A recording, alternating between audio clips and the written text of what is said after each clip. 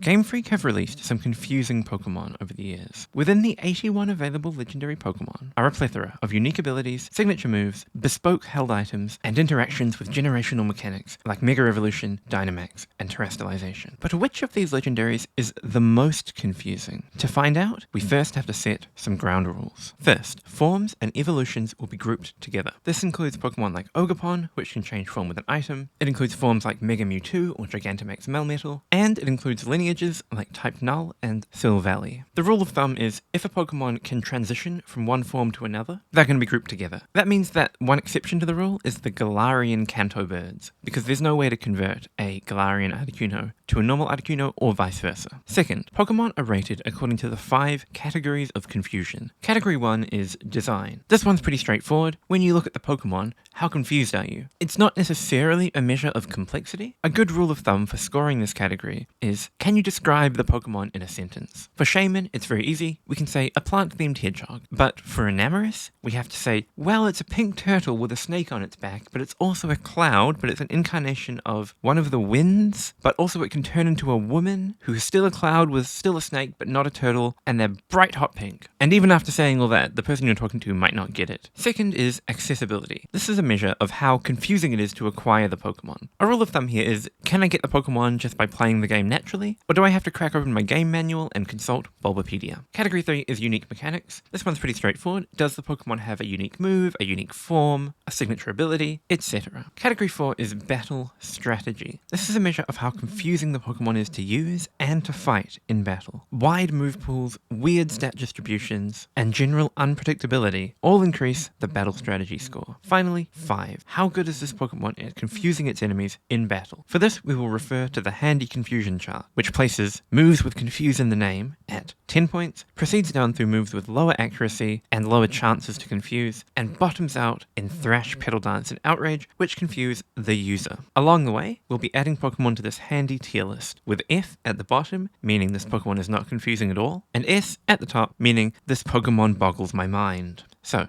before we begin, make sure to leave a comment predicting which Pokemon you think will be crowned the most confusing. We'll be starting from the bottom and working our way up, which means the first question we have to answer is, which Pokemon is the least confusing? And to that, I say Moltres. Moltres is the least confusing Pokemon, and I don't think this is a controversial take. We'll go through each category one by one. I'm giving Moltres a 1 out of 10 for the design. I don't think it's a confusing design. The artist in the artist's room said, what if bird, but on fire, which is funny, but it's very straightforward. I mean, if you took the fire away from Moltres, it could be like a Route 1 final stage bird. But because someone took a lighter to it, it's a legendary. For my accessibility ratings, I'm going to be focusing primarily on the first game in which the Pokemon is available, because for most legendary Pokemon, in one game or another, they're pretty easy to get. So we're going to be focusing on the first game, their initial game, their debut. And for Moltres, this hurts it a little bit, because in Fire Red, the remake, Moltres is kind of annoying to get. It's in the Sevii Islands, which aren't even part of the main region, and it's tucked away, off the beaten path. But in the original games, in Pokemon Red, Blue, and Yellow, Moltres is just sitting there in Victory Road. Although it's not given to the player, you can miss it. It's very easy to stumble upon Moltres when you're looking for the exit to Victory Road, because the place is like a maze. So I'm giving Moltres a 2 for accessibility. Next, mechanics. Moltres scores nothing. Moltres has no unique mechanic. It spent its first 4 generations with only pressure as an ability, which is the least interesting ability. And it doesn't have a signature move, it doesn't have any forms, it doesn't have any unique items, it never got a Mega Evolution or a Z move. Moltres is just a bird. Next, strategy. For strategy, I'm also giving Moltres a 2. Now, I should say for strategy, I've been playing mostly Gen 9. I've been playing Gen 9 Draft and Gen 9 OU. So my strategy ratings are going to be biased towards that. I suspect that Moltres' strategy rating would be a lot higher if we were talking about Gen 3 or 4, where there were no heavy-duty boots, so you had to think a little bit more on your feet about what you were doing with Moltres. But I'm not an expert in those games. If your name is Jimothy Cool and you are watching this, please leave a comment saying how you would rate the strategy of Moltres. The thing about Moltres is that Stealth Rock exists, so it's kind of forced to run heavy-duty boots. You can mix it up a bit. You can run defensive sets, you can run more offensive sets.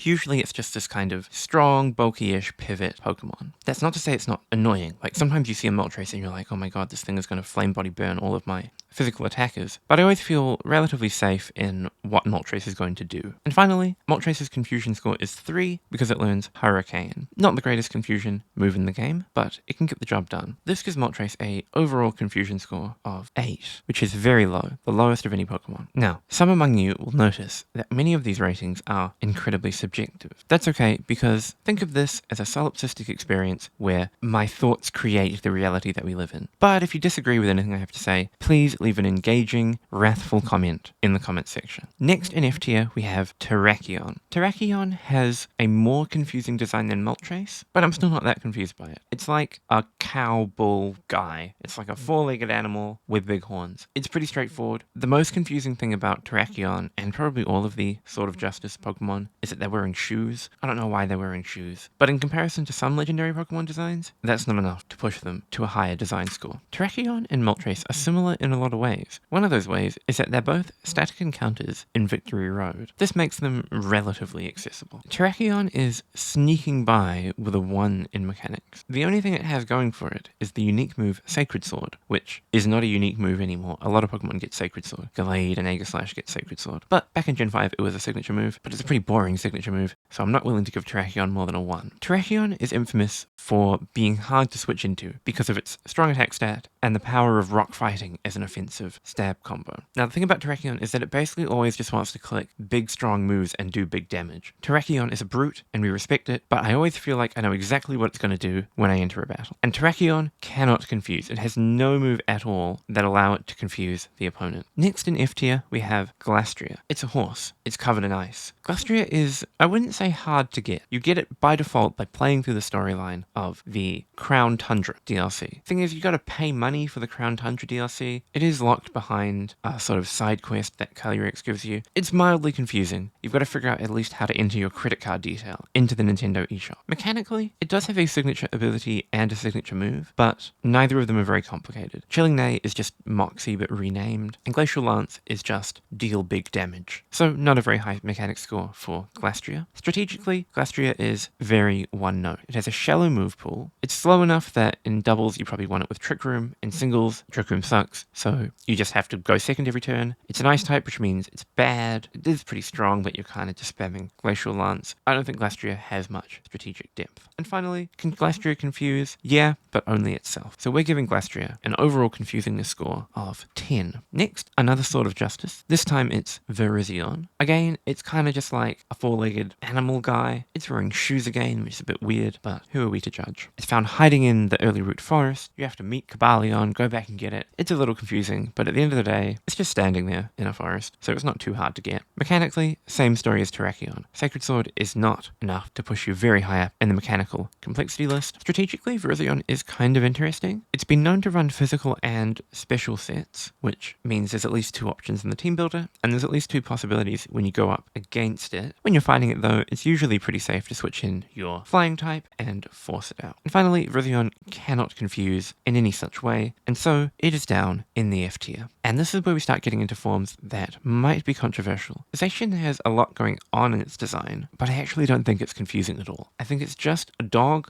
with a sword in its mouth, which is something that you can find in real life. Like you can get a toy sword and put it in the mouth of your dog, and you've basically got Zacian. At least with Moltres, you have to commit a bit and actually set a parrot on fire. When I was playing Pokemon Sword, I was never confused in the slightest about how I would get Zacian. Mechanically, there is a lot going on though. Zacian has a unique ability, which was nerfed in the most recent generation, meaning you might have to Google how is Intrepid Sword changed. It has a unique move, which interacts with a unique mechanic, and it has 2 forms, which you switch between by giving Zacian an item. Now, in particular, the thing that confused me about Behemoth Blade is how to learn it. It's really confusing, because I had a Zacian, I gave it the Rusted Sword, and I could not figure out how to teach it Behemoth Blade, and so I resorted to Google, which is a mark of confusion. It turns out that if your Zacian knows Iron Head, it will magically transform into Behemoth Blade in battle. But that's quite confusing. Why does Iron Head, a move that uses your forehead, become Behemoth Blade, a move that uses a sword? I'm not giving Zacian very high marks for strategy strategy. Maybe this is me being petty because it was so strong it got banned, but Zacian is one of these Pokemon that kind of has everything going for it. It has amazing stats and amazing typing and good ability, good moves, but its move pool is kind of narrow and it's pretty obvious what you're going to do with it. You're just going to do the really, really good stuff. You're never being forced to scrounge for resources or make compromises. Zacian can do it all. And much like its compatriots down in F tier, it can't confuse. Sorry, Zacian. Zamazenta is Zacian's twin, and I'm giving it the same score for mostly the same reasons. Next, we have Raikou. Raiku's designers asked, what if Sabertooth Tiger, but electric? Not confusing. However, for my child self, it was very confusing trying to figure out how to actually acquire Raikou because it's a roaming Pokemon. It runs around the map, and you've got to try to hunt it down. That's highly confusing. 7 out of 10 accessibility. Mechanically, though, it gets a 0. Pressure and Inner Focus are Raiku's abilities, and they are boring. Raikou has no signature ability, no signature move.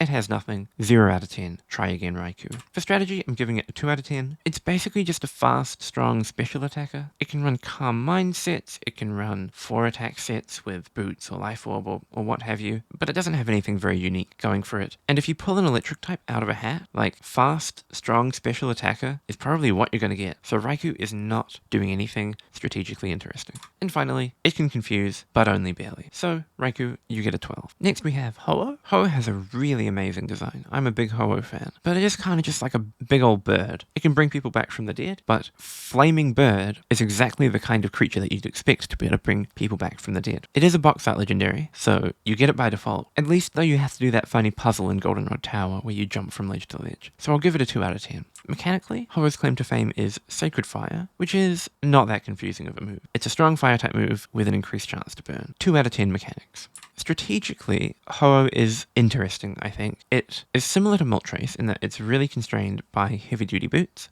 but unlike Moltres, it has Regenerator, which is pretty unique on an Uber's tier Pokemon. Lets it switch in and out of battle repeatedly. You still want heavy-duty boots, but you're not dead to rights the moment you get knocked off. And like Moltres, it can confuse with Hurricane, giving it an overall confusion score of 12. Galarian Zapdos is somehow less confusing than normal Zapdos. It's just a big roadrunner. 2 out of 10. Like Glastria, it's gated behind DLC, but this one you also have to chase around the region. It starts running around in a paddock and you gotta follow it and catch it. It's a bit confusing. I can see the appeal of Googling how to catch Galarian Zapdos. Mechanically, it gets Thunderous Kick, which is a very bland move, made confusing by the fact that it's got thunder in its name and yet is a fighting type move. What the heck? How does that work? But you forget about that pretty quickly when you use it in battle. Strategically, Galarian Zapdos loves the Choice Band. It hits hard, it often pivots. If you see one in the enemy team, you know what kind of things it's trying to do. And, like all these birds, confusion with Hurricane, giving it 13 points. I'm definitely more confused by Cobalion than the other two in terms of design, because it's harder to tell exactly what kind of animal it is, and its shoes are even more human-like. Cobalion is hiding in a cave, so it's a little hard to figure out where it is. You may have to consult external help, but he is just standing there. Cobalion is in the same mechanical category as the other Swords of Justices, but strategically, the thing that stands out to me with Cobalion is that it learns Volt Switch, and this confuses me over and over again. I'll be in battle against it, I'll think, wow, what is a steel fighting type going to do to my Pelipper? I resist steel in fighting. Pelipper sounds like an amazing switch. And then I switch in and Pelipper gets one-shotted by Volt Switch, and I cry. For that reason, as well as the fact that Cobalion often seems to end up being pretty strong and diverse in lower tiers, I'm giving it a 5 out of 10, but it can't confuse, so it gets a 14 overall. Next we have Normal Zapdos, 2 out of 10 on design. What if bird, but sharp? Accessibility, it's just chilling in the power plant, and mechanically, it's doing nothing at all of interest. Strategy-wise, though, Zapdos is actually pretty interesting. Zapdos is one of the very, very rare Pokemon that has managed to be competitively relevant for its entire career. Zapdos is defining in Gen 2, and it's still a metagame staple in Gen 9. And more than that, it has strategic depth. Its stats let it be a strong special attacker, but the great defensive typing and ability static also make it a really good defensive answer to a wide range of metagame threats. Zapdos is very interesting. I think it can do quite a lot. I'm giving it a 6 for strategy. It's a bird, therefore it must confuse with Hurricane. Zapdos, 14 out of 50, high end of F tier. Xerneas has quite a confusing design. The fact that it's a deer with rainbow antlers and swords for feet, that's already pretty confusing. But the most confusing part to me is the fact that it has two forms, even though the forms don't do anything, and in fact, you only ever see one, the active form, in battle. I don't know what the point of the blue deactivated Xerneas form is, and that highly confuses me. Xerneas is a box art legendary. It's let down by its accessibility, but it does have some mechanical complexity, having unique ability and a unique move. Geomancy is relatively straightforward as a move. You get +2 to all your stats,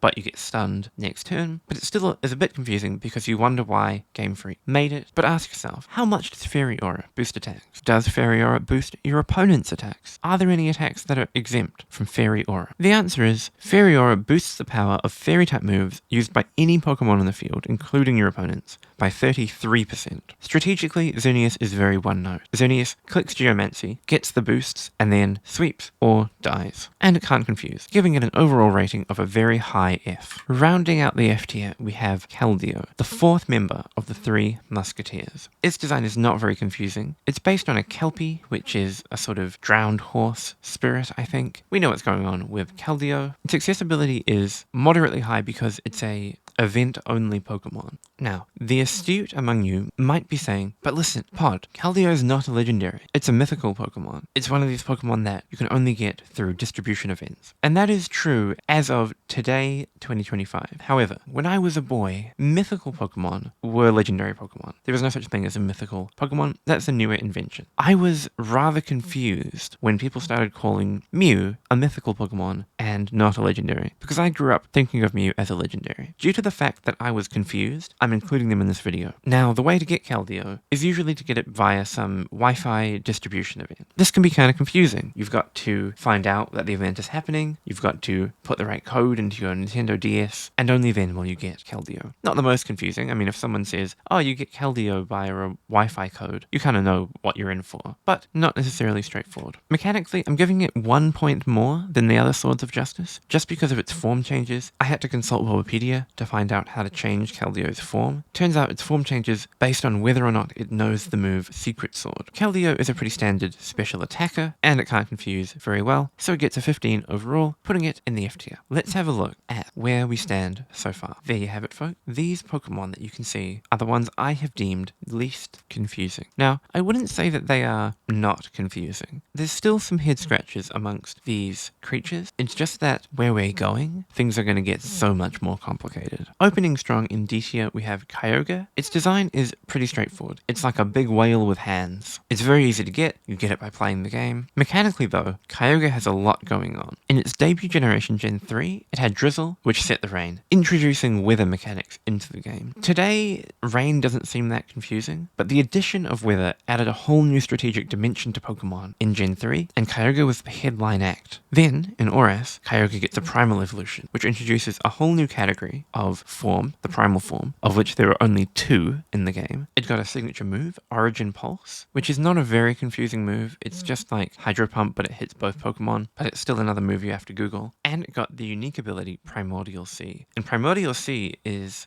quite confusing. I'm quite confused by Primordial Sea because it acts similarly to Drizzle, but it's its own unique weather category. It totally negates all fire-type moves, doesn't just halve the damage, turns them off. It turns off other weathers. You can't click Sunny Day while Primordial Sea Kyogre is on the field. And unlike normal weathers, it sticks with the Pokemon. So it'll last as long as Kyogre is in, and it will go away the moment Kyogre switches out. The most important factor about Primordial Sea is that if you try to evolve a Sliggoo into Goodra using Primal Kyogre's Rain, it won't work. Sliggoo does not consider Primordial Sea to be rain. And that's quite confusing because it certainly seems pretty wet to me. For strategy, Kyogre is pretty straightforward. It's a strong special attacker, can run Calm Mind. The rain makes building Kyogre pretty easy. You want a water type move, definitely. You want Thunder, probably want Ice Beam. Give it a 4th move, you're good to go. And it can confuse, but only with Water Pulse, which is not a very good confusion move, so Kyogre gets a 16. Now when I was initially rating this, I gave Zekrom a 1 for design. I thought, well, he's just a big dragon man. Like, I'm not that confused by Zekrom. He's just like a guy. But when you actually look at Zekrom, like, he's kind of weird. The main thing I'm confused about is what the heck his tail is doing. I really don't understand what Zekrom and Reshiram are doing with their tails. They've got, like, lights and pipes and tubes. It's confusing. I give Zekrom a 4. Accessibility. Zekrom is very easy to get, but it is mechanically complex. Its ability is confusing only because it's got a crazy name, Terravolt, and yet it's just a mold breaker clone. Like, it doesn't do anything interesting beyond that. And then Zekrom has 2 moves, Bolt Strike and Fusion Bolt. And if you'd asked me before I started making this video if I could tell you what both did and which one was which, I would have said, there's no way, friend. Bolt Strike is the one that Zekrom uses in singles. It's 130 base power, 85 accuracy, falls into the rare category of strong physical electric type move. And Fusion Bolt is a doubles oriented move that powers up when used in conjunction with Reshiram's Fusion Flare. Strategically, Zekrom is a physical electric type, which makes it kind of interesting. I'm a bit confused because physical electric types are very rare and very rarely good. It has a decent move pool. It's got weird utility things it can do. It can do Tailwind nonsense if it wants to. In general, it's still just going to be clicking strong attacks, but I'm a bit confused about what the heck Zekrom does, giving it overall a 16. Reshiram's out here with the same score for the same reasons as Zekrom.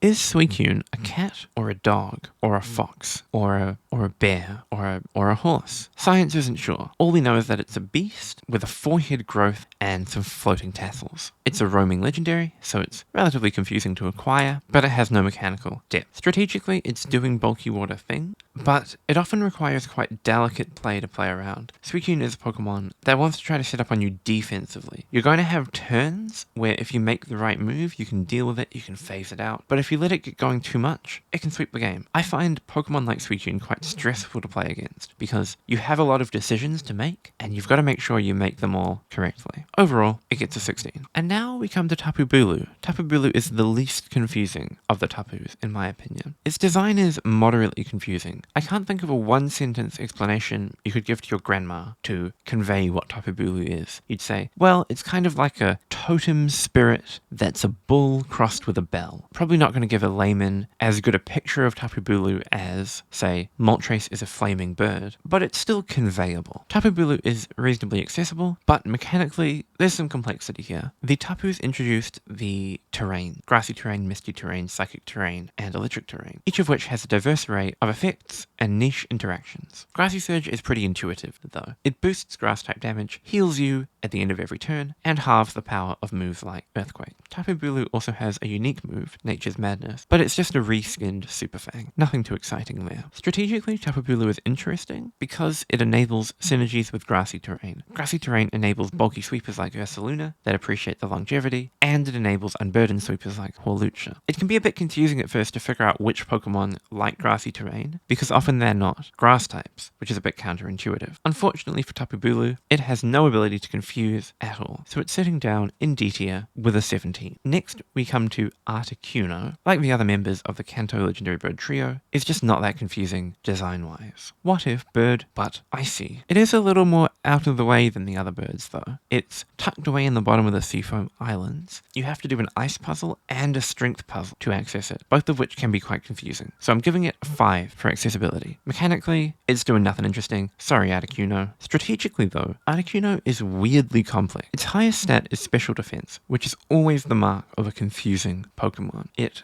lacks the offensive power of the other two birds, and so you have to use it as a kind of defensive Pokemon. But it's an ice type, so does it have any defensive value at all? That's ambiguous. However, Articuno does sometimes see use. For example, Articuno managed to top cut a VGC regional very recently, making it the only legendary Kanto bird with that prestige. Now, it did it by spamming ice-type moves to do big damage and fish for a freeze. I think a big reason for its win is that people weren't expecting it, and when they saw it, were very confused. So I'm giving Articuno a 7 out of 10 for confusion. With 3 bonus points from Hurricane, that puts Articuno at a solid 17. Next we have Koraidon, and this guy gets more confusing the more I think about it. So Koraidon is a motorbike. That's an important feature of Koraidon. However, the theme of this Pokemon Scarlet and Violet games and their legendaries was evolution over time. We see this with the convergent forms like Toedscruel, we see it with the Paradox Pokemon from the past and the future, and we see it with the legendaries. I can buy that Cyclizar could evolve into a Miraidon. The question we have to ask is, who was riding the motorbike when Koraidon was around? Is this like a symbiosis between early hominids and proto-cyclosaur? I'm not sure, but this thing does have a fully fledged motorbike mode that's clearly designed for a rider. The second question is, if you're going to be a motorbike, why have legs? Why does Koraidon run around on its legs when it could just drive? Doesn't it get annoying trying to eat when you have a massive wheel jutting out of your chest right below your chin? I think Koraidon is pretty confusing. The more you think about Koraidon, the more confusing I think it gets. However, you do get it like 10 minutes into the game, so in terms of accessibility, I'm not confused in the slightest. Mechanically, it falls into a similar category as Kyogre. Its unique move Collision Course does more damage on super effective hit, which is a genuinely unique mechanical effect. There's no other move in the game, aside from Miraidon's signature move, that does that. And its ability is like Drought, but with an extra effect. This is rather confusing. Strategically, I'm not going to rate Koraidon that high. It often runs choice items, which are pretty one-note strategically. And if anything, Koraidon makes team building less confusing. If you're playing in Ubers, knowing that you're going to have Sunup gives you a lot of incentives to use certain Pokemon, to use fire types, to use past Paradox Pokemon, and disincentivizes you from using others. That, combined with its lack of confusing moves, leaves it stranded down with a 17. I think Yveltal is a pretty confusing design. It's a bird with hands on its wings and a hand on its tail, so it's kind of like a three-pronged claw, and when it's shiny it looks like bacon. It's very unclear how you're meant to pronounce its name. I, frankly, don't know what the heck I'm looking at. Yveltal is let down by its accessibility, and to an extent by its mechanical complexity. Dark Aura and Fairy Aura are comparable, but I think Oblivion Wing is less confusing than Geomancy. It's basically just a flying type Giga Drain. Strategically, to be honest, I don't know much about Yveltal. It likes to use physical attacks like Sucker Punch, it likes to use special attacks like Oblivion Wing. It ends up being this kind of anti-meta pick a lot of the time that can take down the Calyrex Shadow Riders of the Ubers world. I think that with Yveltal, there are some genuinely confusing team-building decisions to be made. With the 3 bird points from Hurricane, Yveltal gets an 18. Next we have Groudon. Design-wise, Groudon is not that confusing. It's just kind of like a big old monster. You get Groudon just by playing through the game, but like Kyogre, the unique tools it got from Omega Ruby and Alpha Sapphire give it some mechanical complexity. Strategically, Groudon is relatively straightforward. It's a little confusing that despite setting the sun, it's not a fire type until it primal evolves, in which case it becomes a fire type. But I think in battle, it mostly just wants to use strong fire and ground type moves to hit hard. Groudon can confuse with Dynamic Punch, giving it an overall score of 18. Rayquaza is in the Long Dragon category, and as a Long Dragon, it's pretty much exactly what you'd expect. I'm not confused at all by Rayquaza's design. The only thing that confuses me in any way about Rayquaza is how to say its name, because I refuse to say Rayquaza no matter how much you pay me. It is less accessible than Groudon and Kyogre. It's hidden on an island in the middle of the ocean. You've got to do a bike puzzle to get to it. The Hoenn games do a good job of signposting the existence of Rayquaza though, so I'm not going to give it more than a 3. Mechanically, Rayquaza is pretty confusing. This is almost entirely because of its Mega Evolution. Rayquaza is the only Pokemon that can Mega Evolve without a Mega Stone. Instead, it has to learn the move Dragon Ascent, which, despite having Dragon in the name, is a flying type move. And once it's Mega Evolved, it activates Delta Stream, which is a weird weather condition which removes all of Rayquaza's flying type weaknesses, making you wonder why the heck would Game Freak do this. Strategically, I don't know. I mean, it does have a lot of moves it can use. It even gets a V-Create, which it stole from Victini. Mega Rayquaza can do all kinds of things because it's a Mega, but it can hold an item. And its stats are so insane that it's fast, it's strong physically and specially. It can kind of do anything at once. I think if you see a Mega Rayquaza in the opponent's team, there is some confusion about what this particular one is going to do. And you have to respond quite differently to a Choice Band Mega Rayquaza versus a Dragon Dance Mega Rayquaza. With Hurricane for confusion, Rayquaza sits at a strong 18. Now, Diancie is an interesting one because there's a sense in which it's a pretty straightforward design. It's a Carbink that has undergone a Magical Girl transformation. The confusing part, I think, is why can Carbink undergo Magical Girl transformations? And that's a piece of forbidden knowledge that we may never know. It's a mythical Pokemon, so you can only get it by event code, but all the mythicals from Gen 6 and onwards don't have an associated in-game event. They're not like the earlier gens where you get a key item that unlocks a new place to go to. Diancie, you just enter the code and it appears on your team. Still a bit confusing, but there's not much more to it than entering a code. Diancie has a Mega and a unique move. The move Diamond Storm is relatively straightforward. It's a strong physical rock type move that has a chance to sharply raise your defense. The reason I've given Diancie a 5 is mostly because I always forget that it has a Mega Evolution at all. Now Diancie I think is particularly strategically confusing because of the Mega, because once it Mega Evolves it has Magic Bounce, and it's going to reflect your Stealth Rocks. Magic Bounce in general I think is a very confusing ability. It puts you in these binds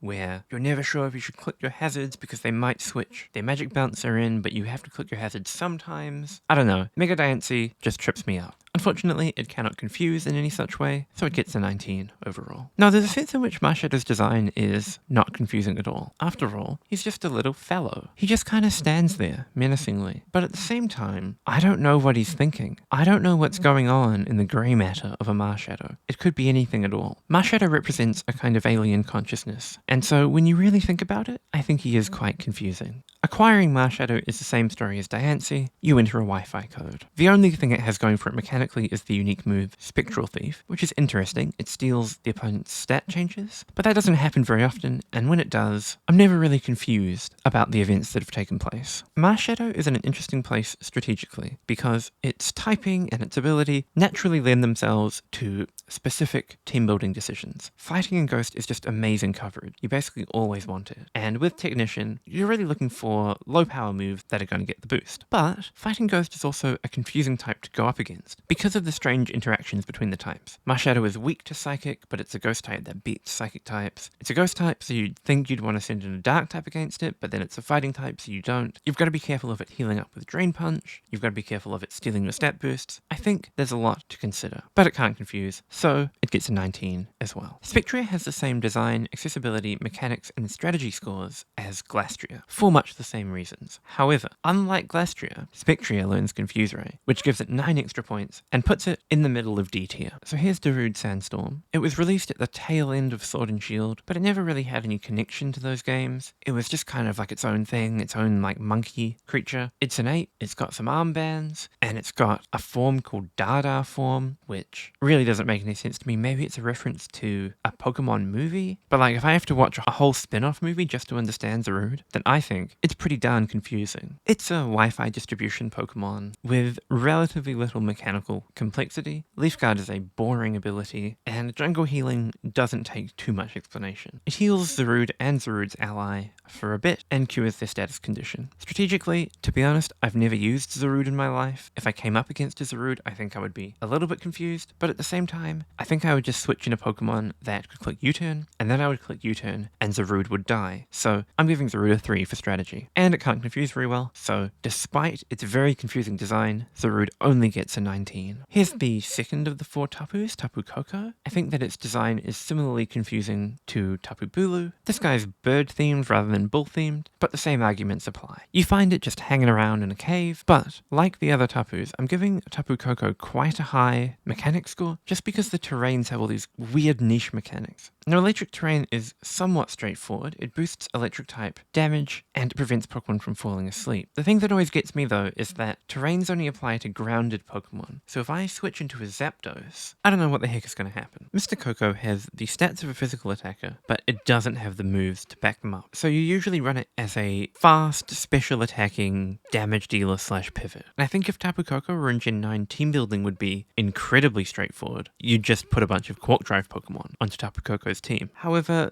because of the stat move mismatch, it is kinda hard to find a satisfying set for Tapu Koko. So it gets a 5 for strategy. Unfortunately, it can't confuse, so it gets a 19 overall. Next up we have Palkia, and I'm giving Palkia a 10 for design. This thing is confusing. Even before Legends Arceus dropped, I was already massively confused by Palkia. It's got so many design elements, it's really hard to tell what it's trying to do, what it's trying to look like, what's going on, and it's a water type, but it's the god of space, and I guess there isn't really a good type to represent space, but water seems kind of random. If you showed me a picture of Palkia, I would never guess that it was a water type, and that's all well and good. But then in Legends Arceus, it turned out that Palkia used to be a horse. The fact that Palkia used to be a horse, and in fact can turn back into a horse, doesn't make any sense at all to me. I understand that there's this idea that if you overlay the 3 origin forms, Origin, Palkia, Dialga, and Giratina, you kind of overlay them, superimpose them on top of each other, you get like a grotesque version of Arceus, and that's kind of what they were going for. But like in practice, when I look at Horse Palkia, I like physically feel strange. He doesn't have arms. He's just got like shields for arms, which is all well and good, but his front legs have the same kind of like gauntlet thing that his arms have in his humanoid form, which implies that Palkia's current arms used to be hoofed legs, but he kind of stood up and then the hoofs splayed out into fingers. I just think he's all over the place. And to be honest, I'm really concerned for Palkia's well-being. I hope he's seeing some help to deal with his own physical appearance. 10 out of 10 design confusion, but 1 out of 10 accessibility. Palkia is a Bauxite legendary. You get Palkia in the natural course of the game at the top of Mount Coronet. Mechanically, Palkia is not too confusing. Its unique move Spatial Rend is strong. It's got decent power, it's got a high crit chance, but it doesn't really have a unique effect or anything to set it apart from other strong moves. On top of Spatial Rend, Palkia has 2 balls, which give it power. Palkia's first ball is called the Lustrous Orb, which powers up Palkia's Dragon and Water-type moves. Palkia's second ball is called the Lustrous Globe, which transforms Palkia into a horse. Between these 2 balls and Spatial Rend, I think Palkia deserves a 4 for mechanics. Strategy-wise though,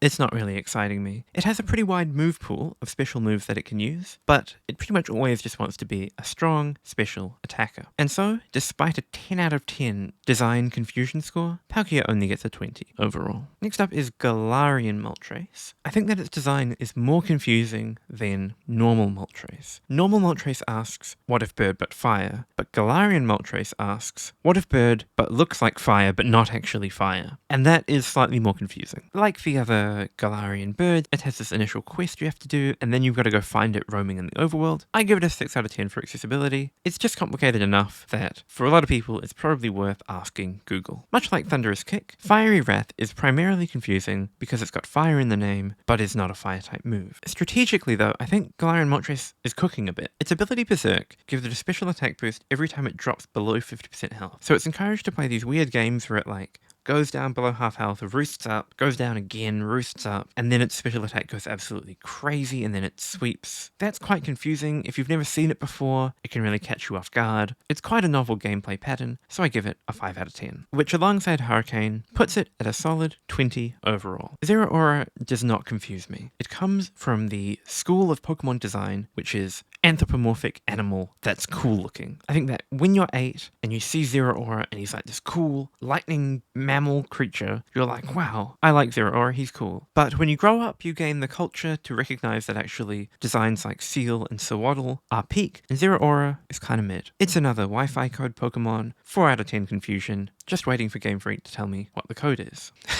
I see I've written Volt Switch as Zeraora's ability. That's false. Its ability is Volt Absorb, but don't worry about that. I'll give a little credit to Plasma Fists. It's a bit confusing. For the rest of the turn after it's used, all normal type moves become electric type moves. It's kind of like forcing an electric type version of Aerialate or Pixelate onto your opponent. This synergizes nicely with Volt Absorb. It makes Zeraora immune to them, so it kind of gives Zeraora this weird pseudo-immunity to normal. It's quite a unique effect and quite confusing, even if it doesn't come up that often. Strategy-wise, Zeraora is basically doing the same thing as most electric types, which is be fast, frail, and hit decently hard. Now, it is a physical electric type, which is inherently confusing, but Zeraora has Plasma Fists. It's actually pretty able to confuse its opponents, but because of its design and strategic weaknesses, Zeraora only gets a 20. Next up we have Dialga. Dialga is Palkia's cousin, and one of the few Pokemon that's more confusing than Palkia. I think that Origin Dialga is like some nightmare fever dream creation. This is what H.P. Lovecraft was imagining when he was cowering in the corner of his room in terrible fear every day of his waking life. I've given it almost the same score as Palkia all round, except I bumped it up by 1 on strategy. And that's because I watched every episode of BKC's coverage of his Gen 4 Ubers tournament. And in that tournament, Dialga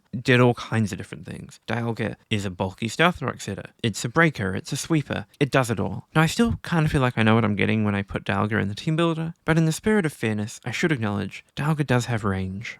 but it can't confuse much at all, so it gets a 20 just the same. And so here we are. We've covered about a third of the legendaries, and it's starting to get a bit complicated. I'm of the opinion that Misty Terrain is the most confusing terrain, and that's because it's a symmetry breaker. All three of the other terrains boost the power of their respective types. However, Misty Surge does not boost the damage of fairy type moves. This is highly confusing because it's the fairy type terrain. Shouldn't it do that? But no, instead, it weakens the power of dragon type moves, which is kind of thematically fitting because fairies are immune to dragons, but also fairies are immune to dragons, so they don't need to reduce the power of dragon type moves. Dragon type moves already do no damage to them. I don't know, I just think Misty Surge is actually very confusing. Because Misty Surge doesn't boost fairy types, it's very unclear, I think, who exactly benefits from it. Preventing status conditions is certainly nice, and it does disproportionately benefit some Pokemon, but Misty Surge doesn't offer you any clean team building outs in the same way that other terrains do. Tapu Fini confuses with Water Pulse, giving it a confusion score of 21. Now, Lugia is an all-time classic, which might actually mask just how confusing this creature's design is. It has hands, so is it a man? But it's kind of got the proportions of a weird bird. It's got this whole goggle thing going on. But more than anything else, Lugia's typing is just confusing. I played so much Pokemon Gold and Silver as a child, and I was genuinely convinced that Lugia was a water flying type in Pokemon Silver and a psychic flying type in Pokemon Gold. And that Game Freak did this because they wanted it to have 3 types, but they couldn't figure out how to program it, so they distributed its types across 2 games. Now that idea is obviously fiction and not true, but it lodged in my head because Lugia seems like it should be a water type. It's blue, it lives underwater, it is the counterpart to a fire type, and it doesn't really seem like it has that much to do with being psychic, except, I suppose, that it's telepathic. I don't know, Lugia was the Pokemon that inspired me as a child to headcanon a bunch of third types onto Pokemon. I was like, well, if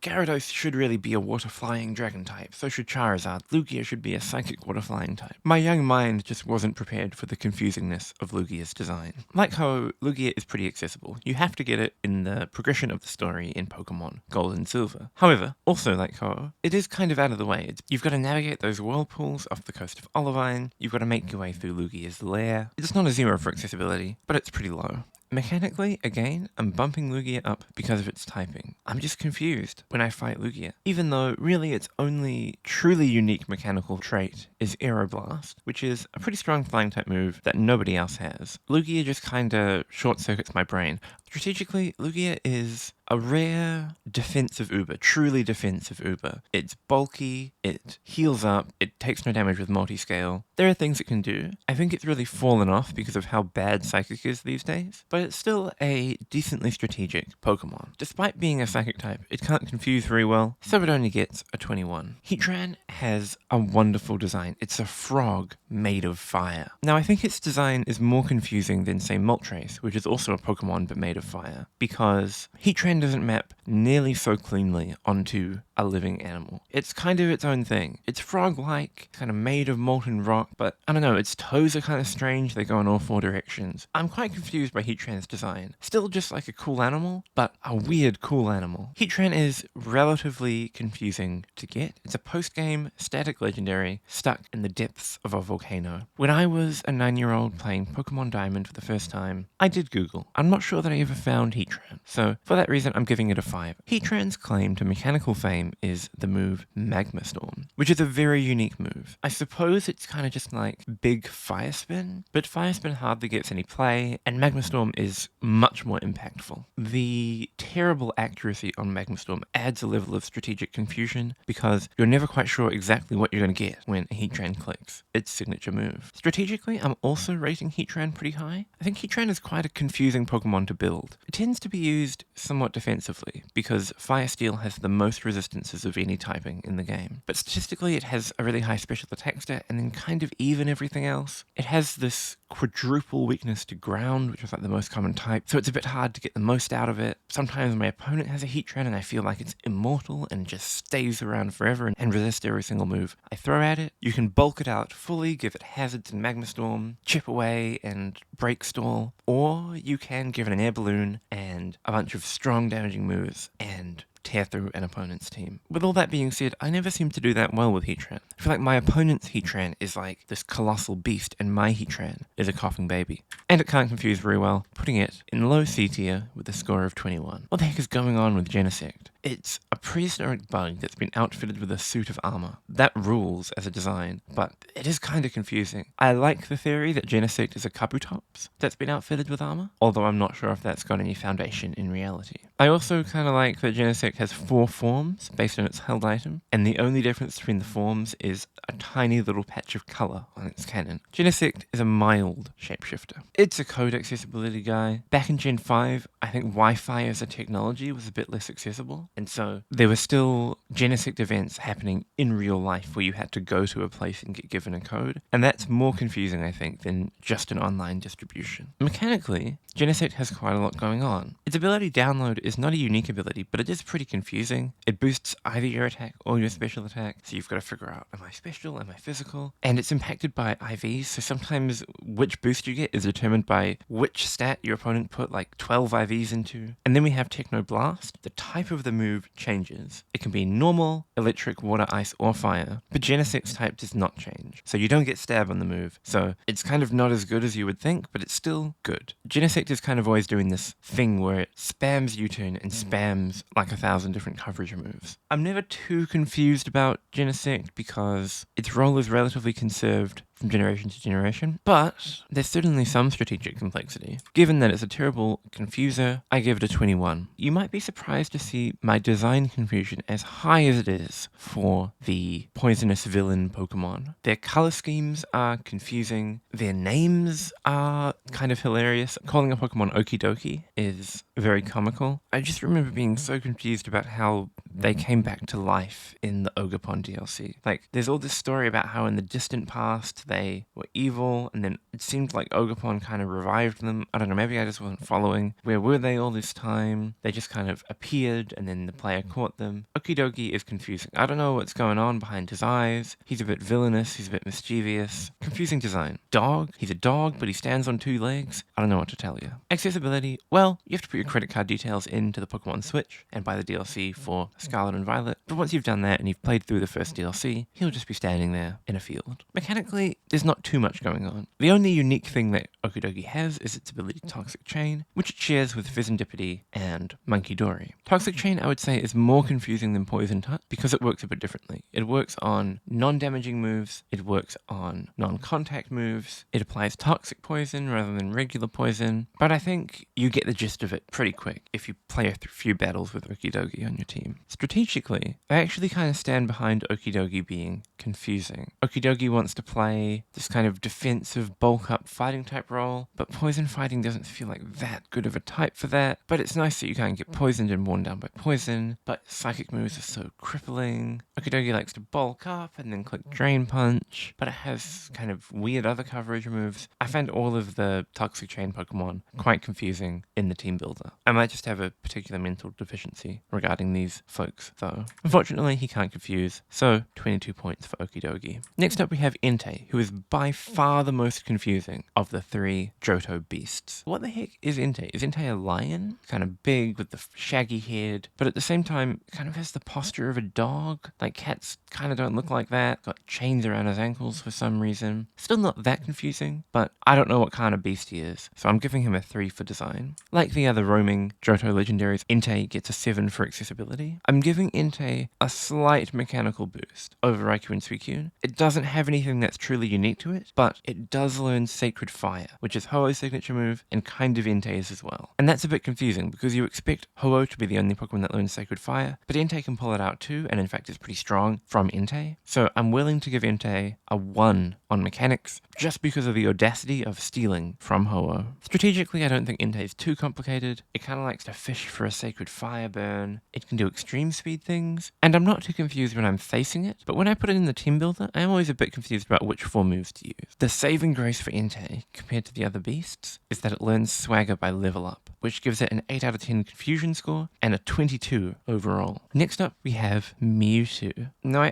I suspect there'll be some in the audience who would give Mewtwo higher than a 3 for design. I was talking to my brother about Mewtwo, and he made a very good point, which is that Mewtwo is a Pokemon that was created by humans. So, unlike other Pokemon, there's someone in the world who could, fully understand how to make a Mewtwo, which I think means it can't be that confusing. It's like the difference between the confusingness of a robot arm in a car park and a gazelle. A gazelle might look simpler than a robot arm, but someone had to make that robot arm, whereas the gazelle took billions of years of evolution. So I'm giving Mewtwo a mere 3 for design. For accessibility, Mewtwo is actually kind of confusing. You can't even get into Cerulean Cave until the very end of the game, and once you're in, you have to kind of navigate through the Mewtwo maze, and eventually you will find Mewtwo. He is just standing there, so I'm only going to give him a 4, but he is locked behind the postgame. Mechanically, Mewtwo has really 2 things going for it. Its signature move Psystrike and its ability to Mega Evolve. Now, Psystrike is literally just Psyshock with a bit more base power, so I'm not giving it a very high mechanical rating. However, having 2 Mega Evolutions is pretty confusing, and the fact that they do different things, despite all 3 of them looking basically just like pink-purple embryonic blobs, is quite a feat. I think that the physical one that turns into a fighting psychic type is particularly confusing, because it kind of reverses Mewtwo's typical role. So, for the fact that it has 2 whole Mega Evolutions in a world where most Pokemon only have 1, I'm giving Mewtwo a 4 for mechanics. Strategically, I don't think Mewtwo has much going on. It's a mono psychic type by default unless you Mega Evolve it. It basically just wants to click strong special moves. It can Calm Mind and Recover, but take any mono psychic type. Take Hypno, take Alakazam, take Reuniclus. Mewtwo is kind of doing the same thing. If anything, it's less complicated than those Pokemon because it doesn't have Magic Guard or Magic Bounce. But it learns Confusion, so it gets a 10 out of 10 for that, and a 23 overall. Volcanion is a comedic Pokemon. I have no idea what it is, but it is funny. It has a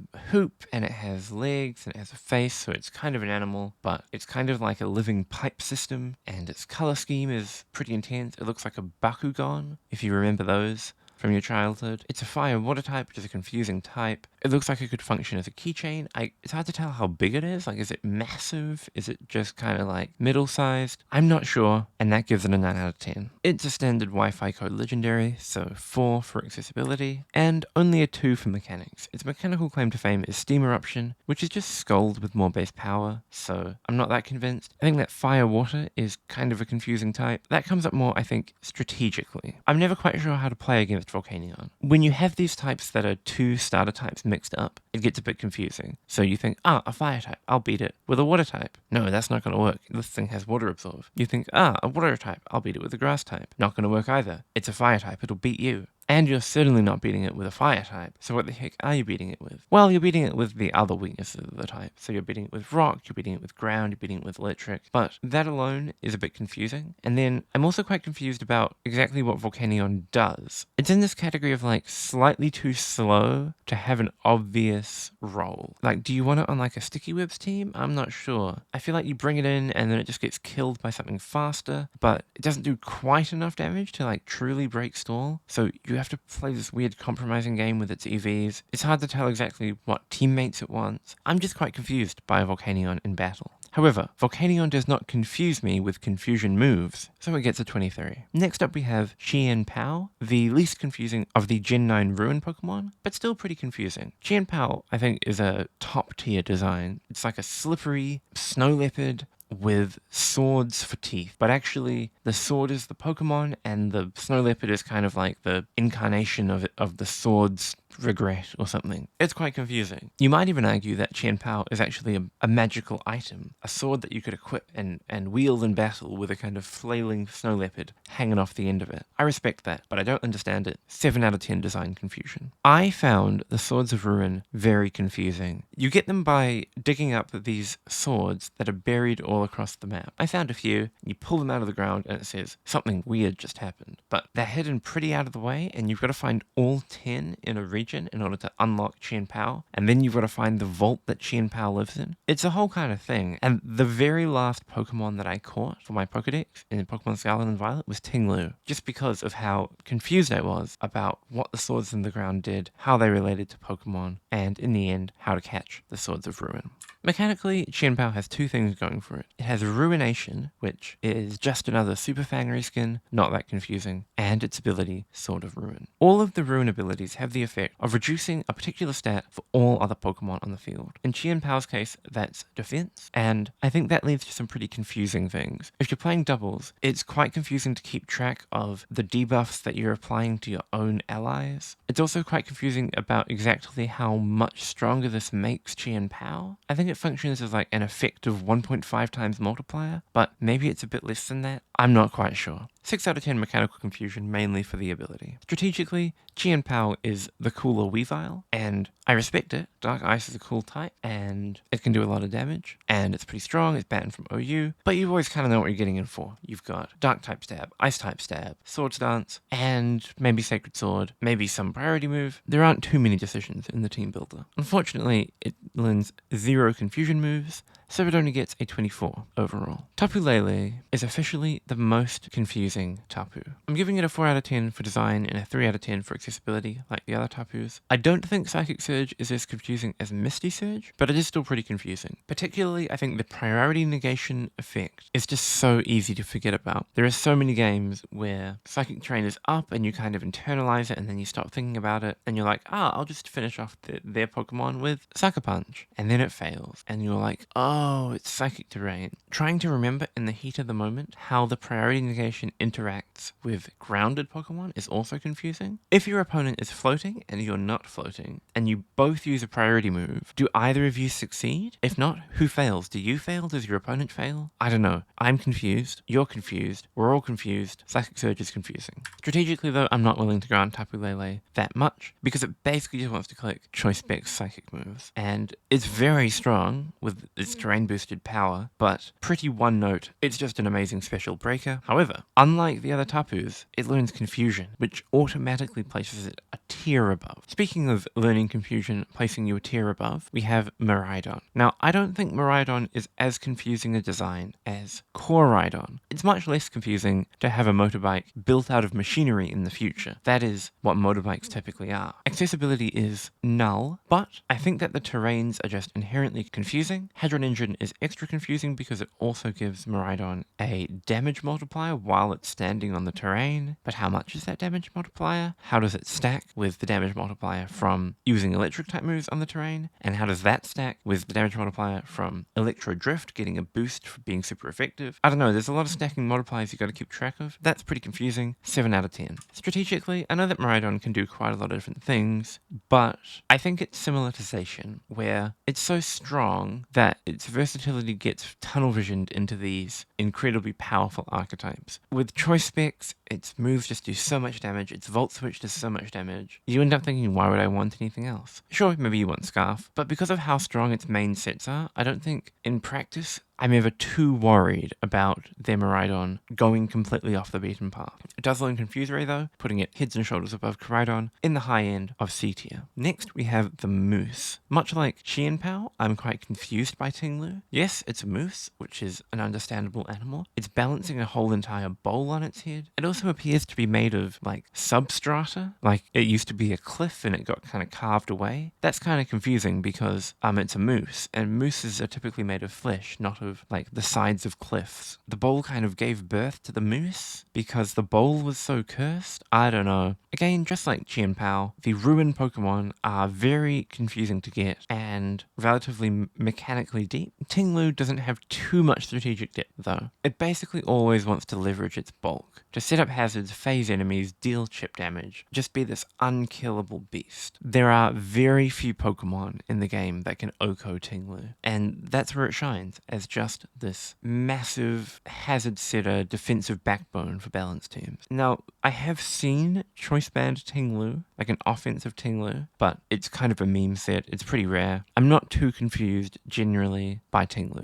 Its only way to confuse is with Thrash, which is pretty pathetic, so I only give it a 25 overall. And that's the end of C tier, folks. I think C tier is a major step up from D tier in terms of confusingness. All of these Pokemon have been, like, actually confusing. Maybe not in all of their aspects. Some of them are strategically simple, some of them don't let a confusion move, but most of them have at least one aspect where they are incredibly confusing. So then, oh boy, B tier is about to get complicated. We're starting off B tier with Kyurem, a Pokemon with 3 signature moves and 2 forms where it fuses with another Pokemon. If anything, it might be a bit surprising to see Kyurem rated so low. However, I stand by my decision. I give it an 8 out of 10 for design, mostly for the fusion aspect. Base Kyurem is still a bit confusing, mostly because of its weird asymmetry. It's like this strange, frozen half-dragon, but the fusion forms are genuinely weird. They have all these different bits sticking out of them. The, mechanics of what is happening when you fuse Kyurem with another dragon are hard to wrap their head around. The reason it's not a 10 out of 10 is because it's still just a big dragon man, even at its most confusing. And there's some level of morphological disparity that you just come to expect from dragons in fantasy media. Kyurem is a static encounter, it's decently accessible, but it is mechanically complex. It begins with Pressure, a boring ability, and then fuses and then acquires Reshiram and Zekrom's abilities, which are both just Mold Breaker but with fancy names, so I'm not giving it too many points for ability. But its unique moves are confusing. Take a moment to ask yourself, what does Ice Burn do? This is a move that has a contradictory name, is almost never used competitively, and is only available to Kyurem White. The answer is that Ice Burn is a 140 base power Ice-type move that charges up on the first turn and deals damage on the second. It also has a 30% burn chance, despite being an Ice-type move. That's pretty confusing. And then there's Glaciate. Glaciate is available to all Kyurems, and it is almost identical to the move Icy Wind, except with 10 more base power. None of these moves are really that good, but they are all confusing. So along with the mechanical complexity of the form changes, I'm giving Kyurem a 7 out of 10. Strategically, too, Kyurem has a lot going on. The fact that Kyurem Black is a physical attacker is extra confusing because it puts a whole new lens over which moves in Kyurem's move pool it wants. But even base Kyurem has quite a lot that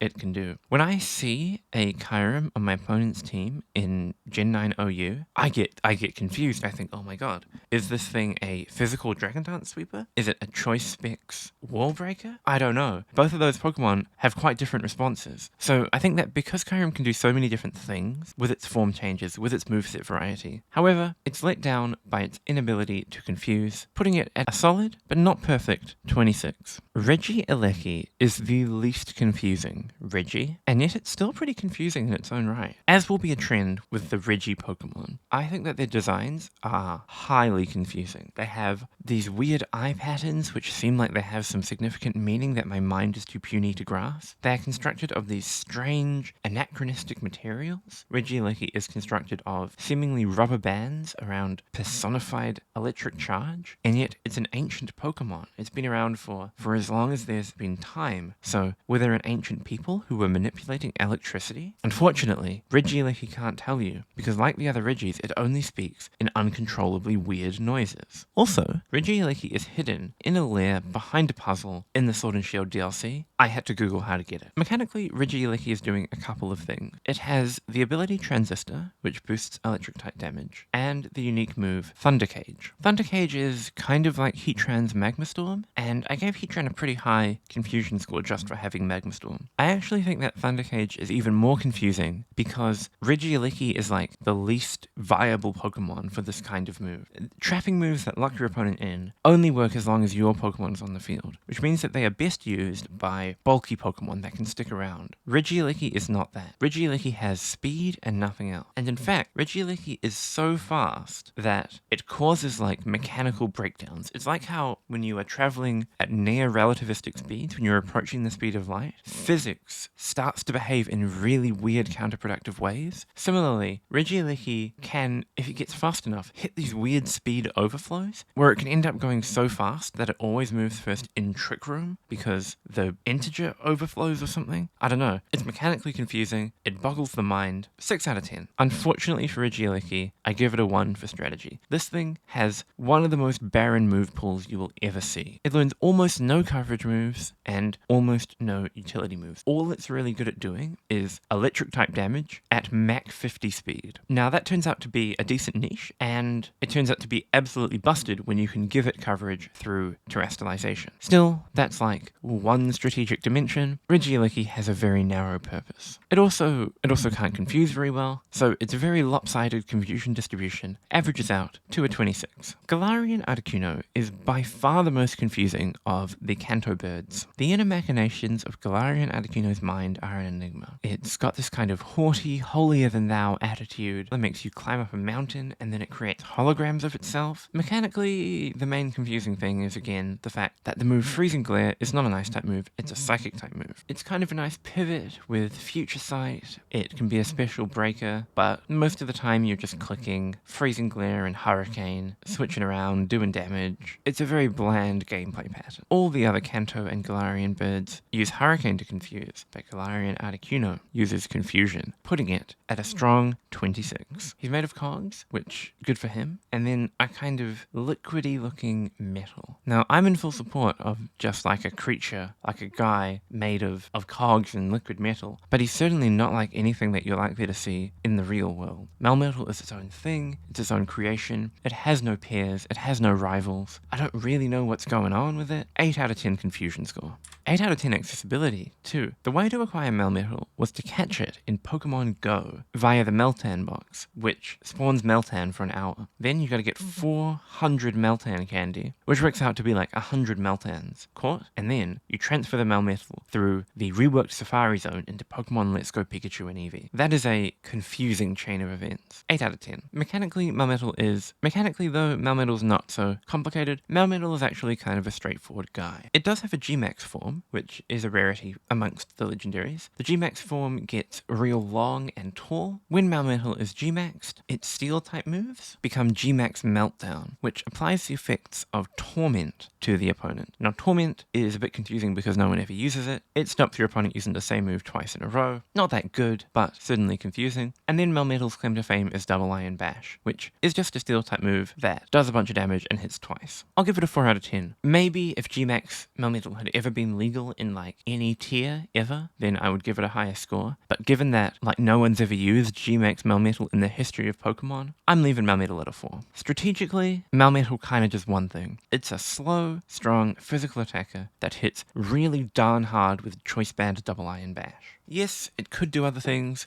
but why would it when it can hit so hard with Double Iron Bash? So, instead, it doesn't. Dynamic Punch gives it a 5 out of 10 for confusion, giving it an overall score of 26. The basic idea of Ogerpon is that she's a funny little creature. She's like a little ogre made of plant material, and that's all good. But because she likes to hide behind a mask, and in fact has 4 different masks, Ogerpon can cause some confusion. This is exacerbated by the fact that when Ogerpon terrestrializes, her mask kind of inflates and glows with power. Thus, I give Ogerpon a 6 out of 10. Accessibility, Ogerpon is locked behind DLC, but as the main character of the DLC, you're never really confused about how or when you're going to catch Ogerpon. Mechanically, I give Ogerpon a 10. Ogerpon has 4 forms induced by its masks. Ogerpon's base form wears the teal mask. It's a monograss type. Each of the other forms, Wellspring, Cornerstone, and Hearthflame, adds a secondary type, Water, Rock, and Fire, respectively. These types also change the type of the move Ivy Cudgel, which, despite having Ivy in the name, is only a grass-type move in base form. Otherwise, it reflects the secondary type added by the mask. Ivy Cudgel is a 100 power, 100% accuracy move with a high crit chance, and the high crit chance can catch you out because you don't expect a move that strong to also have high crit chance. In Teal Mask form, Ogerpon can hold an item, whereas in the other forms, Ogerpon must hold the mask. However, the mask has a secret mechanic that is not described in the text, wherein it boosts the power of all of Ogerpon's attacks by 20%, operating like a type boosting item for all type moves. Each of the Ogerpon forms has a different ability: Defiant for the base form, Water Absorb for Wellspring, Sturdy for Cornerstone, and Moldbreaker for Hearthflame. But when you terrestrialize, that ability gets replaced by Embody Aspect. Ogerpon is Terra locked. It can only terrestrialize into the form associated with the mask. For the Teal Mask form, it stays a grass type. For the other three forms, it loses the grass type and becomes only the secondary type. It also gets an associated stat raise. The stats are Speed for the Teal Mask, Special Defense for the Wellspring Mask, Defense for the Cornerstone Mask, and Attack for the Hearthflame Mask. These stat raises work like a stat boost, but they're permanent. They will be retained even after you switch out. Yeah, so that's Ogerpon. 10 out of 10 mechanical complexity. You've got to memorize a small dictionary to understand what Ogerpon does. Strategically, Ogerpon also has a lot going on. A weirdly wide move pool. It has Spiky Shield, it can pivot, it has Encore, it has Helping Hand for doubles. It's always kind of hard to remember what Rock Grass does as a type. Credilli is notorious for kind of being mind-bending. There's just so much to keep track of and so many different things Ogerpon can do. I'm giving it a 7 out of 10 for strategy. Ogerpon has the making of a truly spectacularly confusing Pokemon. Unfortunately, it doesn't learn any moves that cause confusion, so it's stuck down and is still totally respectable. 26. My arguments for Munkidori are very similar to claims for Okidogi. This time the pun is on the term hunky-dory, but it's a monkey, so it's Munkidori. Why is it alive? You can find Munkidori standing in a field once you've cleared the first DLC for Pokemon Scarlet and Violet. Mechanically, it's not that deep, it's just Toxic Chain. Same story as Okidogi, it's like Poison Touch, but slightly more confusing. It's got a very straightforward stat spread, Fragile, decently fast, decently strong on the special side. It often ends up running choice specs and just clicking strong special attacks. However, it learns confusion, so 26 overall. And I was umming and ahhing about where to rate Celebi on the design. On the one hand, it's a pretty simple design. You can kind of look at it and get an idea of it pretty quickly.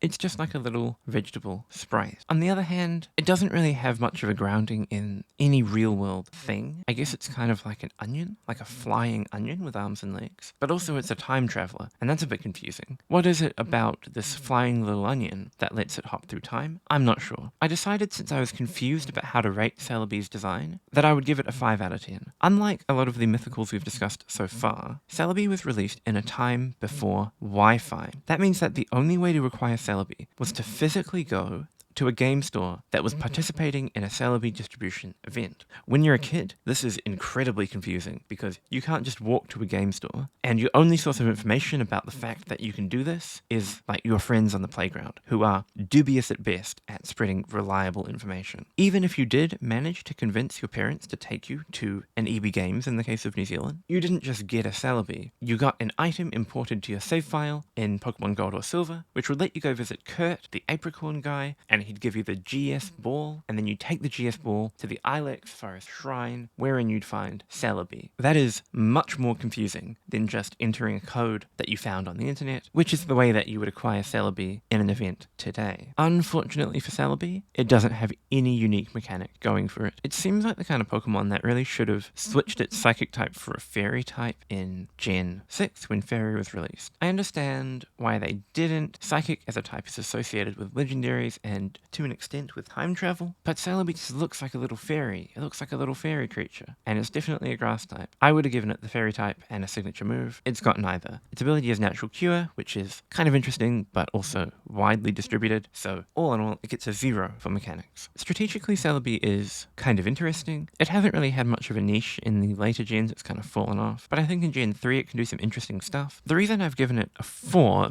is mostly because when you have these undifferentiated mythical stats, just 100 and everything, it can be a bit confusing to know what to do because the stats don't give you any kind of information. If you have a Pokemon that is really fast and strong, you kind of know what you're doing. If you have a Pokemon that's really bulky, you kind of know what you're doing. If you just have 100 and everything, well, you could do anything, but because you could do anything, it becomes a bit confusing to know which one of the things you should do. It can confuse though, learns confusion. Overall, a 27 for Celebi. Figure 1 in the top left is a live Wo-Chien reaction to Wo-Chien getting a 7 on design. My design, accessibility, and mechanics scores for Wo-Chien are motivated by the same reasons as I gave for Tinglu and Chien Pao. However, I think Wo-Chien is strategically really weird, and that's mostly because it's much worse than the other Ruin Pokemon. Chien-Pao and Chi-Yu have clear offensive pathways. Ting-Lu stands out as an amazing defensive Pokemon, but Wo-Chien's typing is just so bad defensively, and its move pool is so strange that it's left really struggling for an identity in a niche, and when I put it into the team builder, I tend to walk away with a headache. You know, you can try all these different sets. You can try like defensive sets with Leech Seed, you can try offensive sets, you can try like mixed sets, mixed attacking sets. There are some games when you think, wait,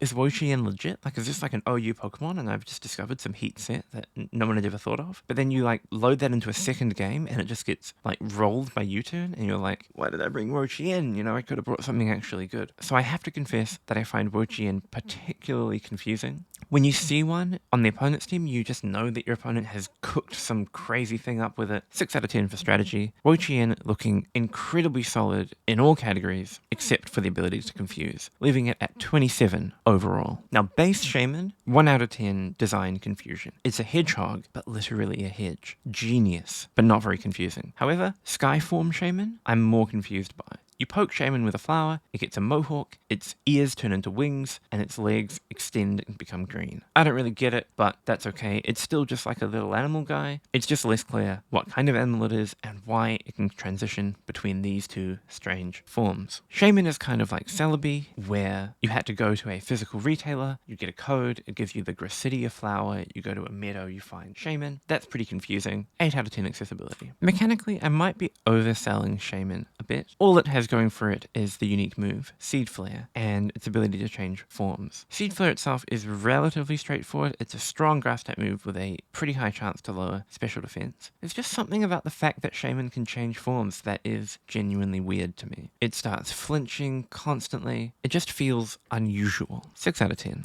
Strategically though, I think that Skyform Shaman is actually a step down. Its stats become more directed, and with Serene Grace, it basically always just wants to spam Seed Flare and Air Slash.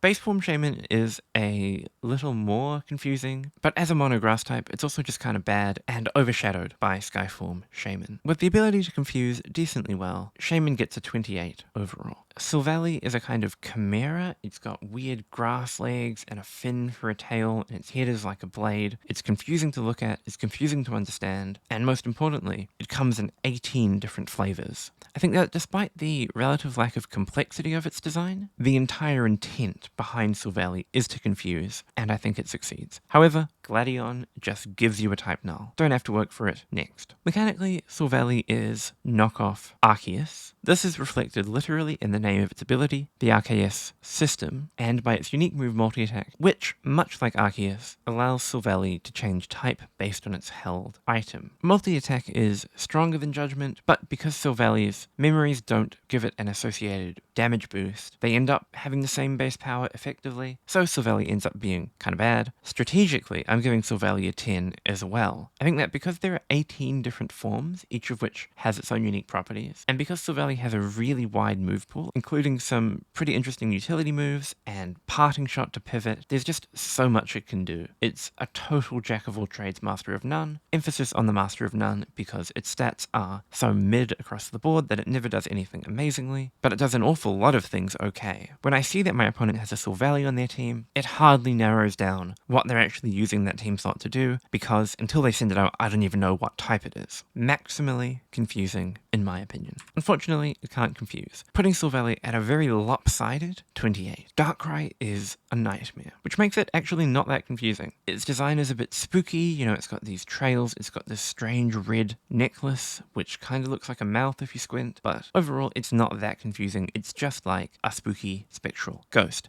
If anything, the thing that confused my younger self was that it wasn't a dark ghost type, it was just mono dark, when it looks so much like a ghost. Like Shaman, Darkrai is a Gen 4 legendary, accessed via physical event distribution, and with an associated in-game event. 8 out of 10, confusion. Mechanically, I give Darkrai a moderate score. It does have a unique move and a unique ability, both of which are centered around putting the opponent to sleep. The Dark Void nerf was kind of a major moment in Pokemon history. The reason it was nerfed was not because of Darkrai itself, but because of Smeargle, who was abusing Darkrai's move in VGC. Darkrai took the brunt of it, and now it's left with a move that's kind of bad. One of the silver linings of the Dark Void nerf, though, is that it added another layer of complexity to trying to figure out what Darkrai does, because now you have to check what generation you're playing, bumping Darkrai's mechanics score up to a 5 out of 10. Darkrai has some strategic complexity, but it's mostly confined to which coverage move it's using. Back when Dark Void was good, Darkrai probably had more flexibility. It was pretty strong as a lead because of how reliable it was at putting an opponent to sleep. These days, it's just a strong, fast special attacker that can't really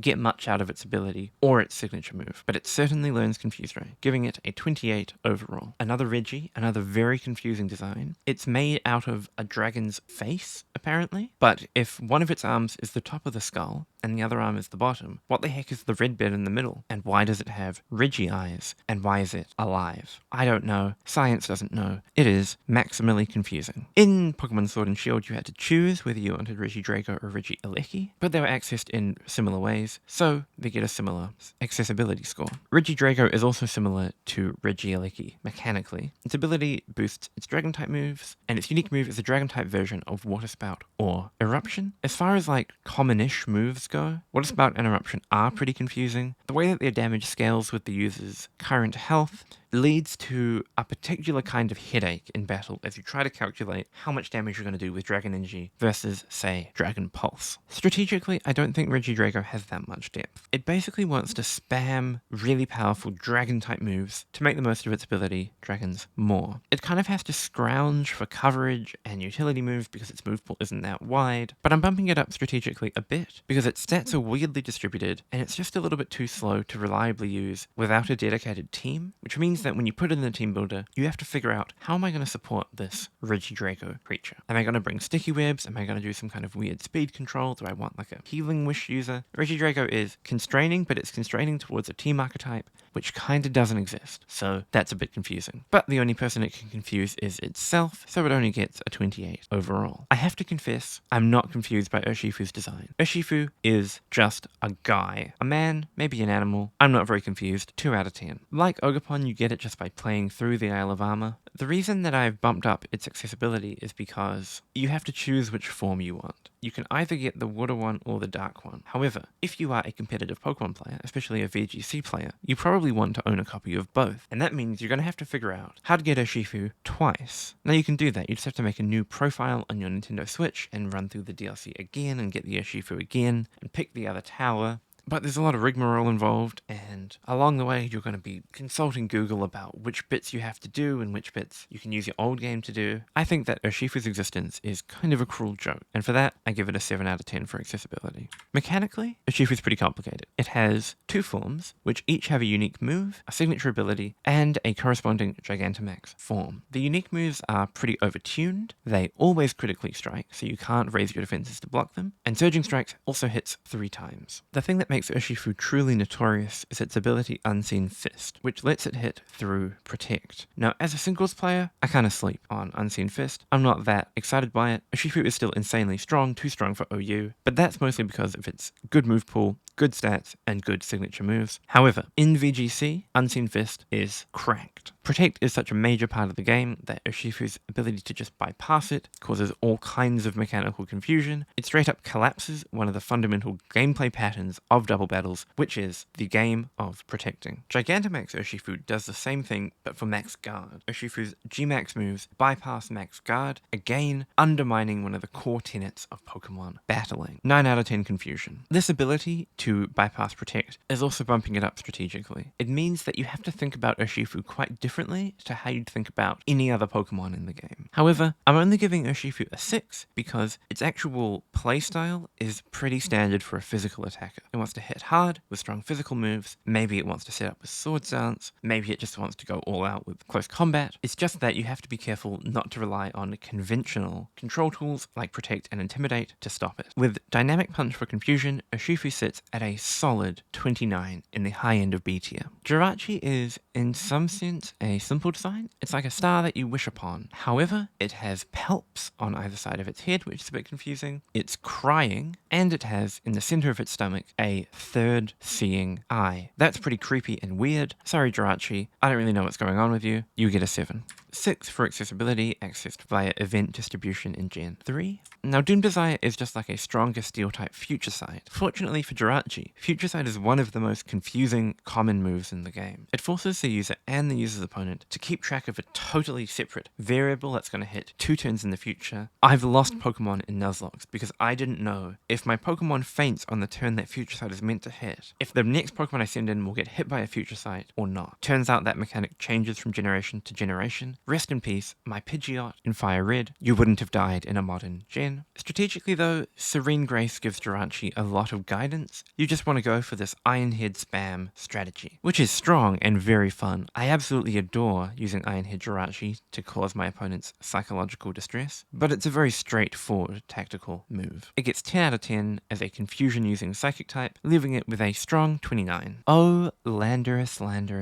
The 4 Genie Pokemon are some of the most confusing in the entire game. Black and White had so many legendaries, they already had a legendary trio in the Swords of Justice. I sometimes genuinely wonder why Landorus and Tornadus and Thundurus and Enamorus even exist to begin with. They are grotesquely ugly humanoids sitting on clouds. I hate the way they look. I don't understand what Game Freak was thinking when they made them. Landorus is actually by far the least confusing of the 4 forces of nature. It gets an 8 for design because it's ugly and confusing. It gets an 8 for accessibility because the only way to get it in Black and White is to go to a specific place with both Thundurus and Tornadus in the party. Now Thundurus and Tornadus are version exclusives, so you have to catch one, which is already confusing because it's a roaming Pokemon, and then you have to trade for the other one, and then you have to go to the shrine, and then Landorus will spawn. So overall, I think Landorus is worthy of an 8 out of 10. And also of an 8 out of 10 for mechanic. Landorus has 2 forms, Incarnate and Therian. You can switch between forms with an item, and each of the forms plays a very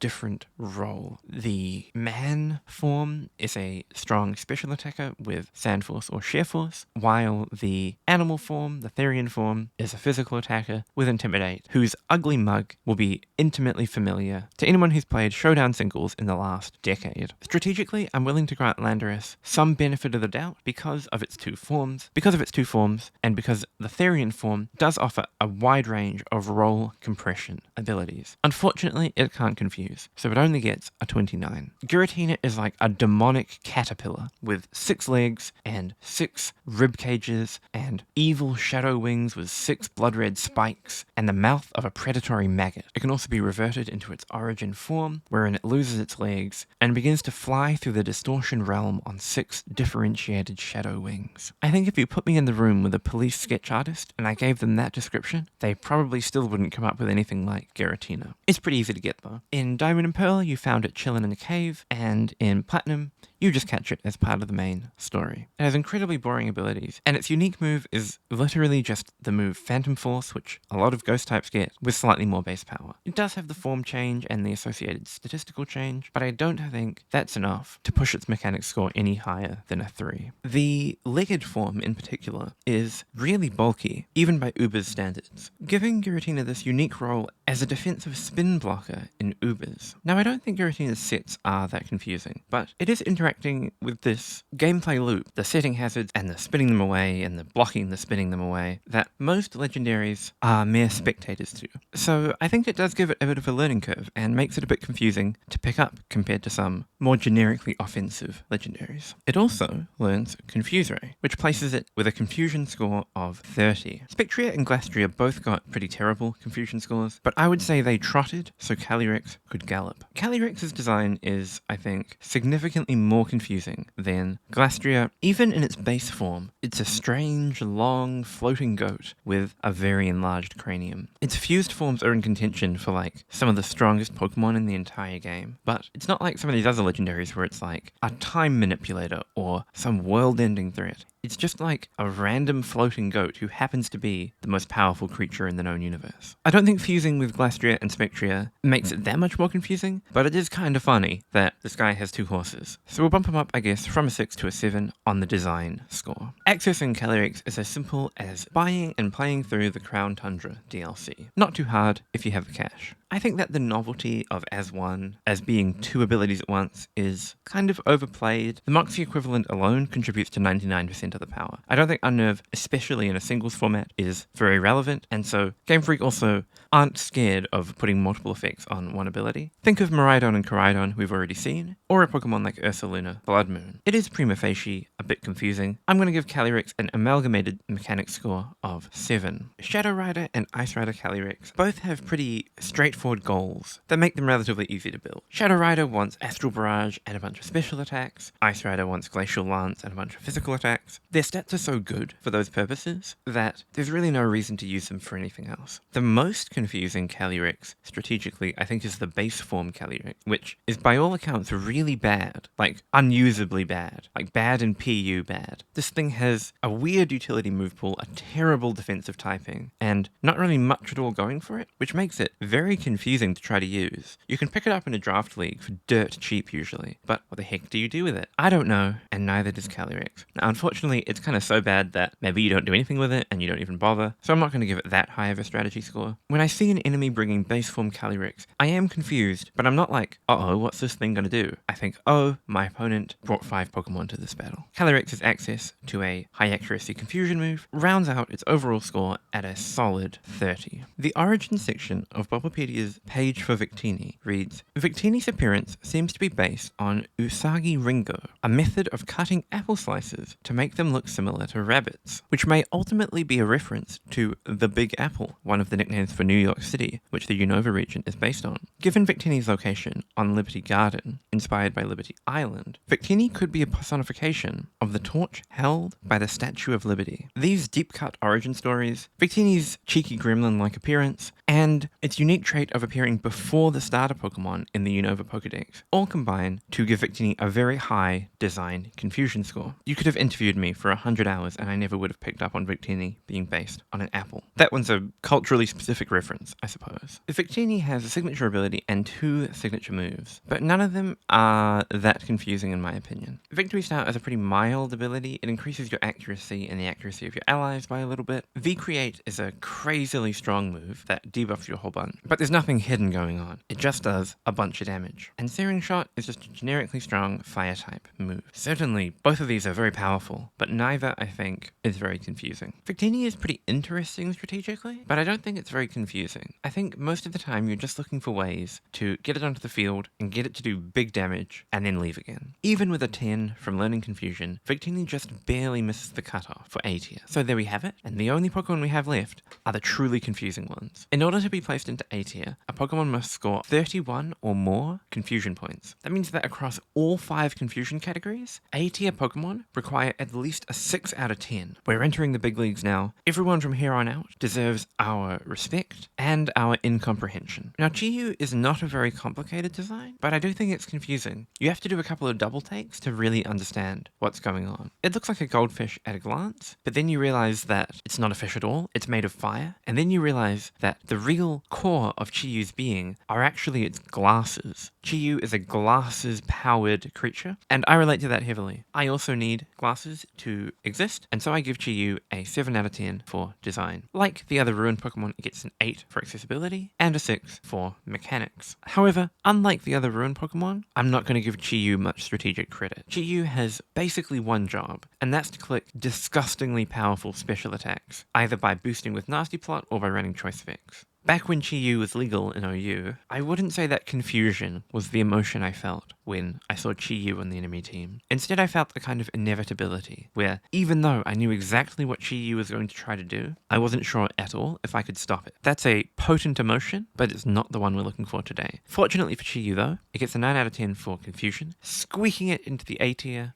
with a solid 31. Next, we have Azelf, Mesprit, and Uxie. I've lumped them all together. I've given them all the same score. And I feel pretty good about giving them all the same score, because I think the main point of confusion for these 3 Pokemon is just how difficult it is to tell them apart. Yes, visually they're different colors, but without actually diving into their statistical data, there's no real way to intuit which one of them is the offensive one and which one of them is the defensive one, because they're all just psychic types with Levitate, which is like the most generic legendary category possible. All the other legendary trios, like the Kanto Birds and the Johto Beasts and the Regis and the Swords of Justice, each have a different type, so you can tell at a glance who's who's doing what. Uxie, Mesprit, and Azelf, though, they're all just floating little pixies. Moreover, they're meant to represent different facets of the human spirit or something. One of them is emotions, one of them is willpower, but like, I can't tell which one is which, and I don't think anyone could tell which one was which based only on the design. One of these three pixies is a roaming Pokemon, while the other two you catch as static encounters in their caves. Because of their general indistinguishability, I'm going to rate them all as roaming Pokemon, because I feel like any one of them could have been roaming. It's just by happenstance that it was Mesprit. They lose out mechanically though. They would have a 0 in this category, except that in Generation 9 they finally got a signature move. Now, it's not a very confusing signature move. It's like Charge Beam, but Psychic type and slightly better. But Charge Beam does not a confusion make, so they get a 2 out of 10 for mechanics. For strategy, I'm giving them a 7. This is in part because of their extensive move pools. These things learn a lot of coverage moves, a lot of utility moves, U-turn and knock off and hazards and disruption and taunt, and each of them makes use of these tools in their own way. Azelf is the fast offensive one. It's had a pretty good career as a lead and special attacker over the gens. Both Uxie and Mesprit are usually pretty decent in lower tiers due to their versatility. When you see one on the enemy team, you never quite know what you're in for. They can all confuse, and so they earn themselves a 32 confusion score. Here's Mesprit, and here's Uxie. Uxie? Mixie? Weexie? I don't know how to say Uxie. I think I usually say Uxie. Uxie's name is very confusing to pronounce, which makes me feel good about giving it an A-tier ranking. These two are a weird couple. I don't really know what they are. They're just like little water gremlins. I find it quite hard to tell Manaphy and Phione apart. I'm going to give them a 7 out of 10, and I'm going to give them a 10 out of 10 for accessibility, because the only way to get Manaphy in Generation 4 was to buy an unrelated spin-off game, Pokemon Ranger, and then transfer the egg into your Pokemon game. Manaphy gets its own fancy egg with its own design. Pokemon Ranger is a particularly confusing game because it involved spinning your stylus around and around and around. Actually pretty fun, but one of the most wacky distribution methods we've ever seen. Mechanically, Manaphy gets a little bit of credit. It does have 2 signature moves, Heart Swap and the newly introduced Take Heart. Heart Swap is kind of like the effect of Marshadow's Spectral Thief without the damage, and Take Heart is Calm Mind fused with Heal Bell, which is very strong, but not that confusing. Strategically, I also don't think Manaphy is that confusing. It's similar to Suicune in that it's a bulky water who wants to set up Calm Minds, set up Take Hearts, and become kind of unkillable, and then sweep with strong special attacks. Scary, certainly scary, especially with Terra, but I don't think it's that confusing. Its ability to learn Confuse Ray, though, puts it at a solid 33. Magearna is another Pokemon from the how in the heck do I pronounce this school of thought. It's got a form which doesn't do anything, but it's painted. I don't really have any real-world basis for a entity of the Magearna genre, so 6 out of 10 seems appropriate. 5 out of 10 accessibility for being a Wi-Fi distribution Pokemon, and 5 out of 10 for mechanics. Fleur Cannon is a Draco Meteor clone, but fairy type. Strong, debuffs you, not really too confusing. At the surface, its ability Soul Heart seems the same as Grimnay, Spectree's ability. It's a Moxie clone for special attack. However, the reason I've given Magearna a 5 for confusion is that Soul Heart isn't exactly a Moxie clone. Moxie and Beast Boost and Grimnay and Chillingnay all activate when the user causes an opponent's Pokemon to faint. However, Soul Heart activates when any Pokemon on the field faints. This is primarily relevant for double battles, where if your ally knocks out both enemy Pokemon, Magearna will get 2 special attack boosts. And if your ally is knocked out itself, Magearna will also get an attack boost. The fact that Soul Heart is so similar to existing abilities, but different in this subtle way, gives it a unique, confusing flavor. So I think it's worth a 5. Strategically, I'm also going to give Magearna a 5. Steel Fairy is just an amazing typing. It's the type that comes up again and again as arguably the best type in the entire game. So Magearna started off life with a lot of advantages. It's got a good stat distribution and a very wide move pool, which let it perform a lot of different roles. Magearna doesn't really have any major weaknesses, and it's able to fill a lot of different roles.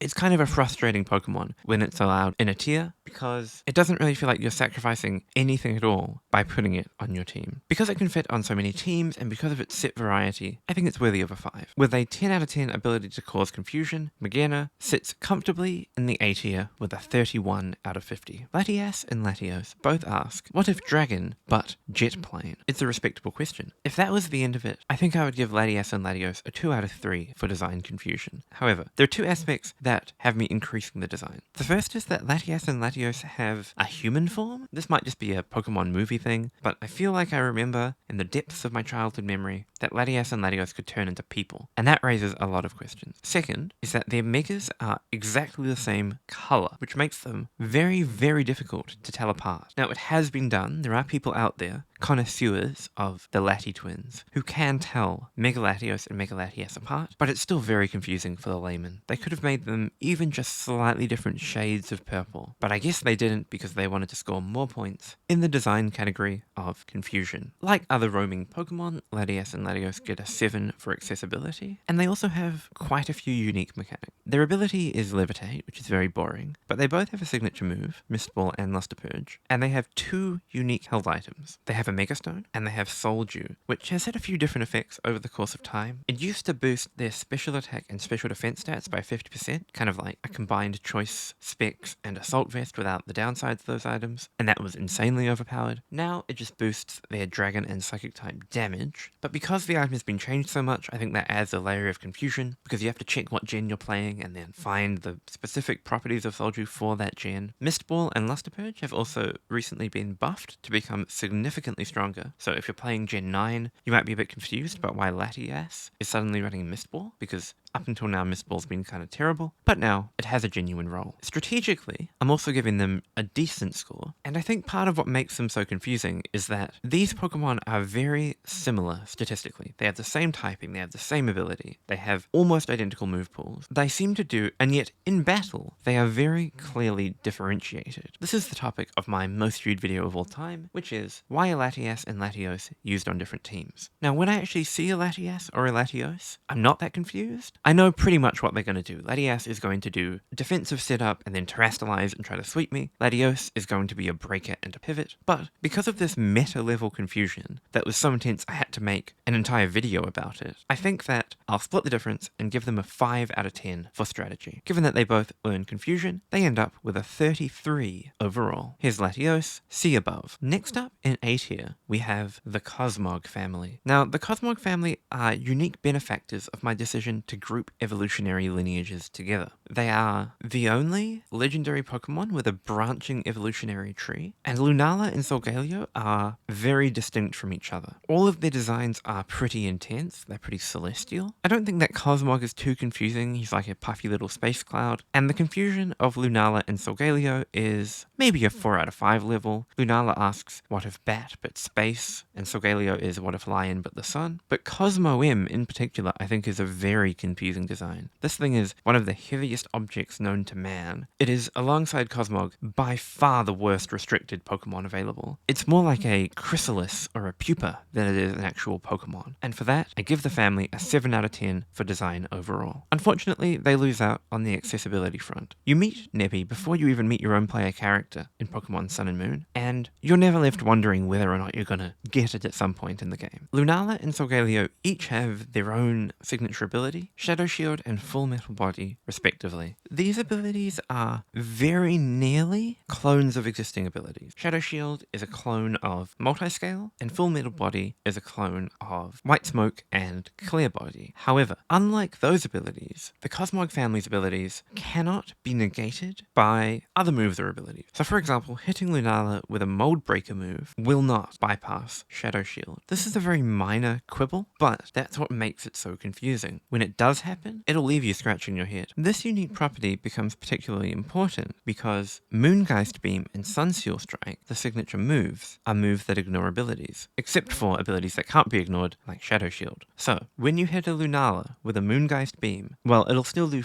the quadruple damage that it deals will be reduced to merely double damage by Shadow Shield. As if that wasn't enough though, Solgaleo shares a property with Lugia. It has a type that just befuddles me. I understand this whole lineage is a psychic type, that's what's important about them. And I get that Solgaleo is like very much made of steel, but surely it should have been a fire type, right? Now it isn't, and there's nothing I can do about that, except bump its rating up in the mechanical confusion category. Both of these guys have pretty wide move pools and interesting defensive properties that make them, I think, worthy of a 7. They are more than capable of confusing their opponents, leaving them at an overall 33 out of 50. Deoxys is the personification of deoxyribonucleic acid. DNA is an acidic compound found in the nucleus of a cell, making it a nucleic acid. It's composed of a string of ribose sugars that have been deoxygenated, hence the deoxyribo. Now, one thing that's confusing about Deoxys is that it came from space, and when we think of where we might find DNA, space is one of the last places that you might think to look. After all, life seems like something that you find on Earth, not in the middle of nowhere, in the great galactic void. However, it's actually more common than you might think to find organic compounds, maybe not DNA helixes, but fatty acids and amino acids and glycols on meteorites like the one that Deoxys came down on. So Deoxys' story does check out. It's still a pretty confusing design, and the fact that it has 4 forms that are all kind of crazy looking makes me want to give it a high score, but I'm going to temper myself and only give Deoxys a 6 out of 10 for design. Deoxys has a particularly weird accessibility story. It was an event Pokemon in Gen 3. Unlike today, where you can switch between Deoxys' forms at will, in Gen 3, each Deoxys form was hard-coded into the various Pokemon cartridges, meaning that if you wanted to use a particular form in battle, you had to build your entire team on that cartridge. Normal form Deoxys was available in Ruby and Sapphire, attack form was only available in Fire Red, defense form was available in Leaf Green, and speed form was restricted to Pokemon Emerald. This earns Deoxys an 8 out of 10 for accessibility. Its unique move, Psycho Boost, is a Psychic-type Draco Meteor clone. It's strong, but doesn't take too much explaining. Despite having the most boring ability in the game in Pressure, each of the Deoxys forms is so min-maxed that they are each uniquely confusing, earning Deoxys a 6 out of 10 for mechanical confusion. Oh, I'm getting tired. Man, I didn't quite realize how long this was going to end up being. I think I've been talking for like many hours at this point. I don't know how long the video is going to end up being, but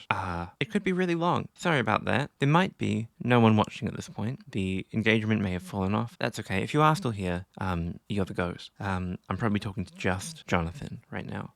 If you're my friend Jonathan, then hi. Thanks for sticking with this. And let me tell you about the strategic component of using Deoxys. Strategically, Deoxys is kind of complex because it has a really wide move pool, and each of the forms does something a bit different from the other forms, and there's an awful lot of mind games in terms of the lead matchup. They can taunt each other, they can run Mirror Coat. I think it's pretty strategically diverse. Surprisingly, even though it's a psychic type, it doesn't learn Confusion or Confuse Ray, so unfortunately for Deoxys, it narrowly avoids the S tier, and instead must settle for high A. Next we have the original 3 Regis. I'll be giving these 3 the same score, because they all share similarly confusing properties. I think that their designs are intrinsically gobsmacking. I think that they represent these uses of physical materials in ways that we shouldn't expect to be possible given their age. I may be biased because of the clips of Regirock making crazy sounds, but those sounds by themselves are worthy of a 10 in my book. They also stand out as uniquely impossible to actually acquire. Getting the Regis requires navigating a tidal maze, diving to an underground cave, solving cryptic braille riddles that require you to have a Relicanth and a Wailord, and then finding in the overworld their hidden dungeons, solving a second braille puzzle, and only then, finally, capturing them as static encounters. That's so incredibly confusing that I don't know how anyone was meant to figure it out without a guidebook. Thankfully, I had a guidebook and access to game FAQs, so I was able to get the Regis as a kid, but man did I not do it under my own steam. Unfortunately for the Regis, their mechanical complexity leaves something to be desired. Unlike Regieleki and Regidrago, these 3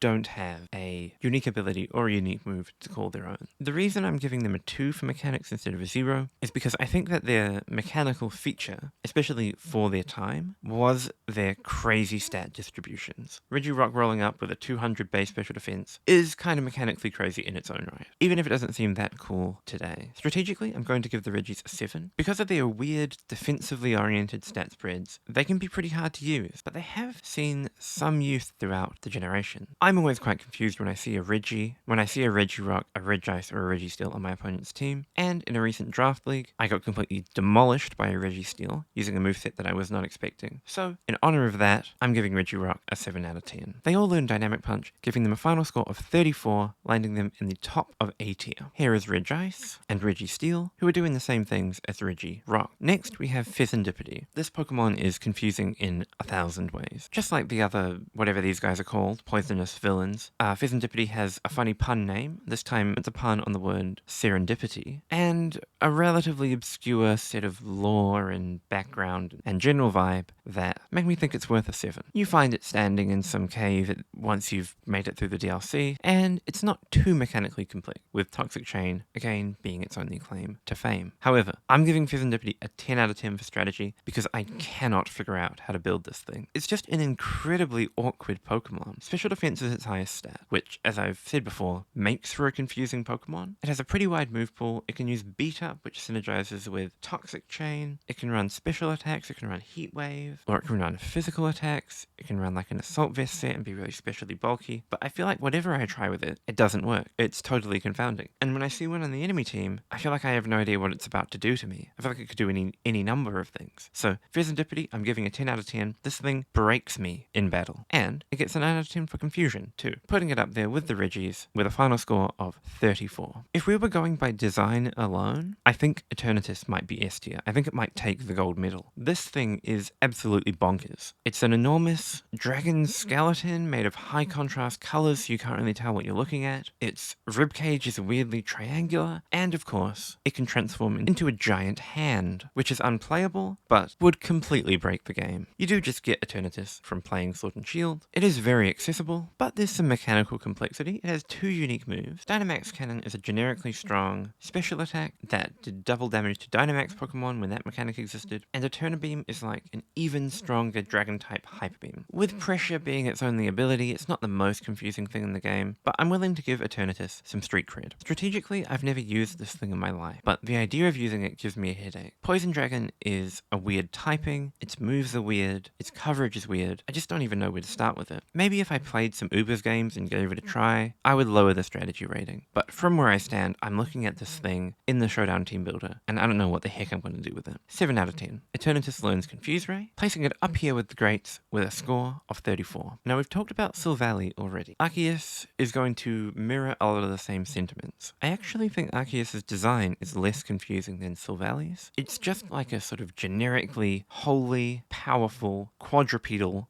deity creature. I think it's an excellent design, but I'm not that confused by it. I kind of get what it's going for. Arceus is a distribution code legendary. The wrinkle with Arceus is that its code was never made available. The key item that was going to take you to its platform above Mount Coronet was never distributed, as far as I know. However, I actually don't think that makes it more confusing, because that just means that the answer to the question, how do I get Arceus, was, you don't, sorry. Which, while tragic, is not really confusing. Mechanically, it's similar to Silvally. It changes type based on its equipped item, and it has a move which changes type to match. It's a pretty straightforward concept, but with 18 different forms, I couldn't justify putting its mechanics score any lower than a 6. And I couldn't justify putting its strategy score any lower than a 9. Some of the Arceus forms are basically just better than other ones. You're very happy to be an Arceus Ground, or an Arceus Fairy, or an Arceus Ghost, but you're almost never going to see Arceus Bug used in a tier where other forms are available. The fact that Arceus' stats are all 120 also compounds the strategic depth, because there's no particular set direction given to the player. Arceus is actually incredibly bulky as well as being incredibly strong, and defensive sets have merit. 9 out of 10. Given that Arceus can learn Confuse Ray, I think that the god of Pokemon is worthy of a 34. Rounding out the A tier, we have Pecharunt, another Pokemon with an absurdly confusing design. After staring at Pecharunt for probably hours of in-game time, I finally realized what it's meant to be. Pecharunt, the little creature in the middle, is like the stone of a stone fruit, and then the 2 wing flaps are like 2 halves of a peach or something. I presume it's a peach because Pecha is an anagram of peach. But I mean, the hot pink colors and the confusing proportions and the weird shapes, 10 out of 10 confusing design from Pecharunt. Pretty accessible though. You do need the DLC, and you do need a code, and you do need to click on the mystery gift button to get the item that activates the event, but once you've done that, you'll just get a Pecharunt by playing the game. Pecharunt doesn't have as many crazy features as some of the other Pokemon with high mechanics scores. However, there is confusion baked in to the very nature of Pecharunt. Through Poison Puppeteer, Petulant has a chance to confuse. Petulant will confuse any Pokemon that it poisons. This is by its very nature a confusing action. Petulant's signature move Malignant Chain compounds this confusing action by applying the poison status and therefore the confusion status. Now strategically, I think Petulant's let down a bit by its shallow move pool. It does have weird stats, 88 in everything except for defense, in which it has 160, but it really only has like 5 usable moves. It's got Ghost Stab, Poison Stab, Recover, Parting Shot, and maybe a few other niche options. Weird Pokemon, but pretty constrained in what it can actually do in battle. And for Can Confuse, Petulant gets a 10 out of 10 by virtue of being the only Pokemon on this list whose signature effect involves confusion. And so here we are, almost at the top of the confusion mountain. I am very tired. This video is taking way longer than I thought it would. I kind of underestimated how many legendaries there are. I was like, it'll be like a 40-minute video. Nope, maybe it's going to be a 2-hour long video. I apologize to my viewers and to my vocal cords because I've been talking for ages, but we are nearing the end. There aren't many legendary Pokemon left, so all that we have to do is figure out who will be crowned #1 most confusing. All of the Pokemon in S tier are in contention, and I think you could make a case, maybe in the comments, that any of the Pokemon we're about to talk about deserves the crown. Let's get to some of the runners-up. First, Regigigas. He's an ancient creature covered in random bits and bobs and plants. He has dots on his middle yellow lobe, which I believe are meant to be eyes, but then he also has his 6 sort of ab eyes going down his weird chest. You can see a little bit more of the humanity in him compared to the other Regis, so I'm only going to give him a 9 out of 10, but he's still pretty darn confusing. The way to get Regigigas is to go to the Snowpoint Temple Tower place with the 3 Hoenn Regis that you've imported into your Gen 4 game. Once you've done that, he'll appear and you can fight and capture him. Now remember, those Hoenn Regis are 10 out of 10 impossible to access, and using Pal Park back in the day and knowing that you even had to bring in the other Regis, it's a bit confusing. I'm not going to give him the full marks because Regigigas himself, once you know what you're doing, just kind of appears there. But 9 out of 10 accessibility confusion, you probably needed a guide to figure it out. Regigigas is let down mainly by its mechanical simplicity. It has a unique ability and a unique move, but neither of them are very interesting at all. Crush Grip might be the most forgettable move in the game. When I saw that it was Regigigas' signature move, I thought, hang on, Crush Claw is Regigigas' move? I thought Crush Claw was like a common move. No, Crush Grip is different. Crush Grip is one of these reversed flail moves. I think it's kind of like Ring Out, where it does more damage the more health your opponent has. It's weird and mediocre and I don't know what's going on, but it's not really that complicated. Regigigas is infamous for its ability Slow Start, which makes Regigigas terrible for 5 turns. In the 1 in a million chance that you make it through those 5 turns, Regigigas becomes about as good as other legendaries. But realistically, you'll never make it there. There's a part of me that wants to give Regigigas like a ton of strategy points because Slow Start makes for such a weird puzzle. You've got to think, how am I going to stall out these turns? Am I going to put EVs into attack even knowing that their effectiveness will be halved? Or am I going to just bulk out and then rely on base attack once Slow Start ends? There is this kind of game of it. Slow Start is so crippling that in a way it kills Regigigas' strategic potential by just making it like unusably bad. It's definitely more possible to redeem Regigigas in doubles because you can use neutralizing gas, Galarian Wheezing. In that specific world, when you can bring a partner in it and negate Slow Start, then Regigigas can make full use of its stats and actually do interesting things. Shout out to Galarian Wheezing, will bump strategy up to a 5.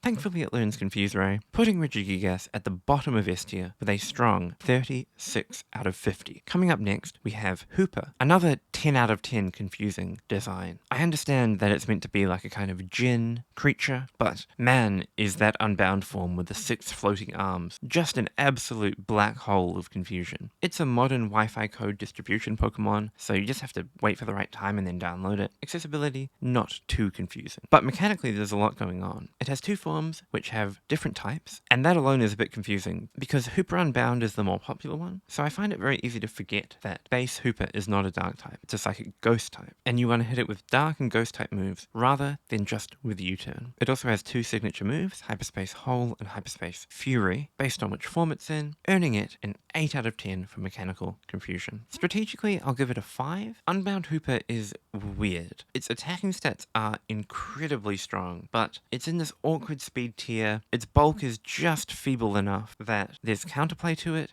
Both Who Performs typings give them very obvious strategic weaknesses, so they never feel overwhelming. But there are a lot of different sets you can run, and Hooper certainly has the mixed attacking stats to make a broad range of moves work. Given that Hooper is adept at confusing, it rests at an incredibly strong 37 out of 50. Next, we have Enamorous, another remarkably confusing design. Enamorous also gets a 10 out of 10 accessibility confusion rating because you can only get it in Legends Arceus. And in Legends Arceus, it's the end of a kind of quest chain where you have to get the other genies, and then you find it in this field, and then you've got to like chase it around, but it runs away. But that's the only way to get it, and then you've got to move it into Pokemon Home, and then you can move it into your game. Very elaborate. Requires you to buy a whole spin-off game. 10 out of 10 accessibility. Mechanically, too, I think Enamorous is very complicated. It has two forms, Incarnate and Therian. Therian is kind of like a slow, bulky Trick Room guy. Incarnate is this fast special attacker. It has a unique move, Springtide Storm, which is a pretty strong fairy type attack that is probably still worse than Moonblast. And then it also has Contrary, which, particularly on Enamorous, can cause a lot of confusion. I have multiple times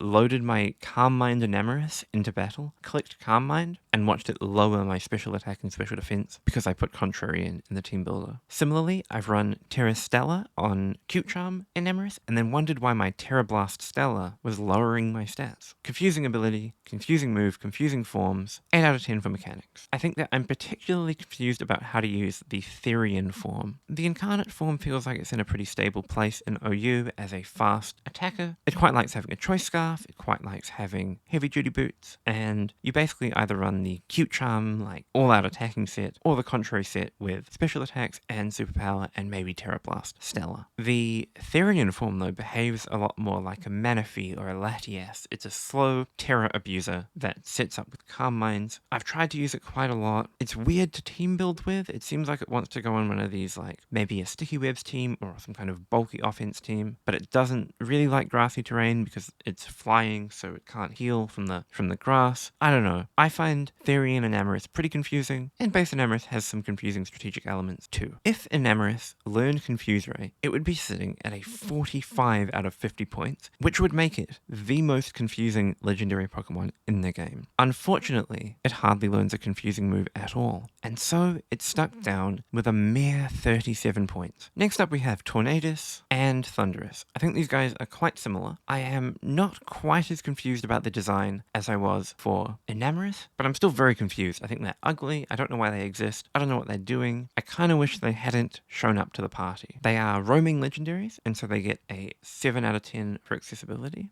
Like Enamorous and Landorus, they have a unique move, 2 forms, 3 abilities, 8 out of 10 mechanical confusion, and 7 out of 10 strategic confusion. A lot of which comes from the fact that they both have Prankster, which seems to be a source of enduring confusion whenever I watch a VGC video. Unlike Landorus and Enamorous, these two can also effectively confuse their opponents, putting them at strong 38s overall. Good job, Tornadus and Thundurus, but also, I wish you weren't real. Next up we have one that might be a bit controversial, because this Pokemon is, in terms of mechanical complexity, pretty simple. But I do think it's got a confusing design. Cresselia asks, what if the moon was a duck? Which, yes, is a one-sentence description. However, I don't think it really accurately describes what I'm looking at when I think about Cresselia. Cresselia has all these hoops and crescents and moons, and are those little hands? Does it have little hands on its chest? I don't know. Maybe. The more I look at Cresselia, the more weird I think it is. 7 out of 10 design confusion. Cresselia is a static encounter that you can access through Canalave City. So you might be wondering why I've given it such a high accessibility score. The reason is, when I was young, I thought that Cresselia and Darkrai were like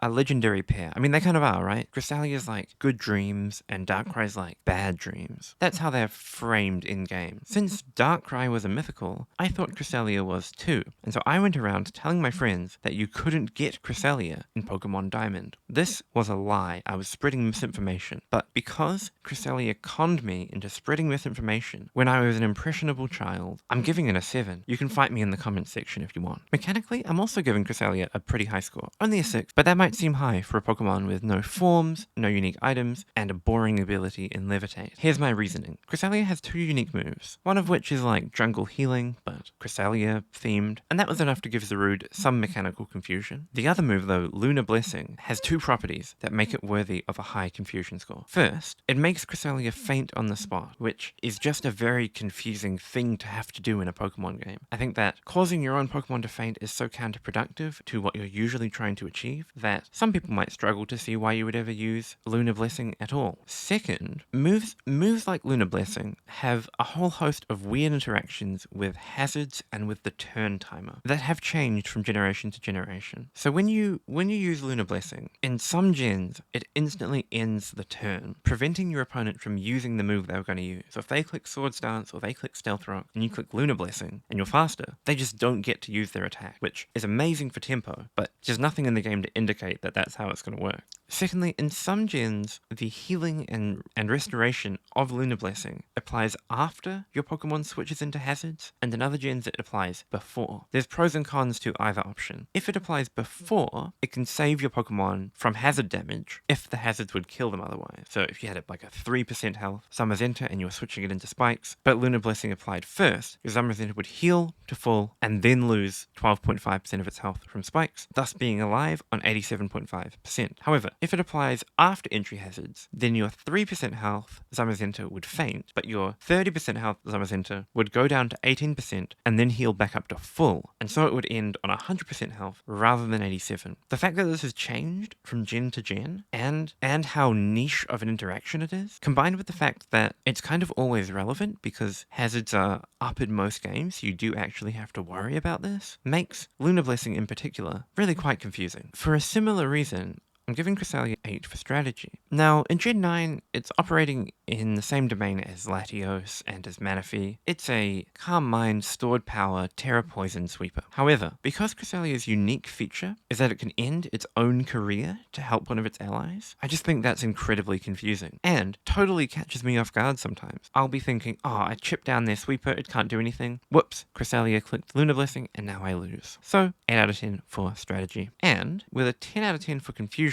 that puts Cresselia all in the green for a wonderful 38-point finish. Good job, Cresselia. And now we're coming up to the very end. Meloetta is somewhat confusing. It's a music note, but it's a person, but it can transform, but it has headphones on. But it's markedly less confusing than most of the other Pokemon in S tier. It's a Wi-Fi distribution Pokemon, so you get it via code, but I'm giving it a 10 out of 10 for mechanics. Unlike most Pokemon, which change form outside of battle, Meloetta changes form in the middle of combat, switching from a Psychic-type special attacker to a Fighting-type physical attacker whenever it uses its signature move. This turns out to be really bad. In terms of viability, Meloetta would much rather just be able to start the game in its pirouette form, start the game as a fighting type. However, it does turn out to also be really confusing. It also doesn't help that the transformation is locked behind a move that's kind of mid. Relic Song is relatively weak with 75 power. It's always a special attack, even when used by the fighting type form, and it'll cause Meloetta. It even has a little bit of extra confusing spice. Relic Song is one of the only damaging moves in the entire game that has a chance to put the opponent to sleep. The only other one I can think of off the top of my head is Sneasel's Dire Claw. So all in all, I'm actually very confused by the mechanics of Meloetta. The weirdness surrounding its form changes also makes Meloetta weird to use strategically. I think often it's just used as its base psychic type form, because you can't really afford to use a whole turn transitioning by clicking Relic Song. However, the fighting type form is better than the psychic type form, so it's confusing trying to figure out what moves you want when you have to worry about a Pokemon that's only a special attacker and a Pokemon that's only a physical attacker, and they've got to turn into each other. I think that strategically, Meloetta gives me a headache. And it learns confusion, putting it at a strong 39 overall. Mew is really punching above its weight class, because in a lot of ways Mew is very simple. Certainly its design is simple. It's just like a pink floating cat creature.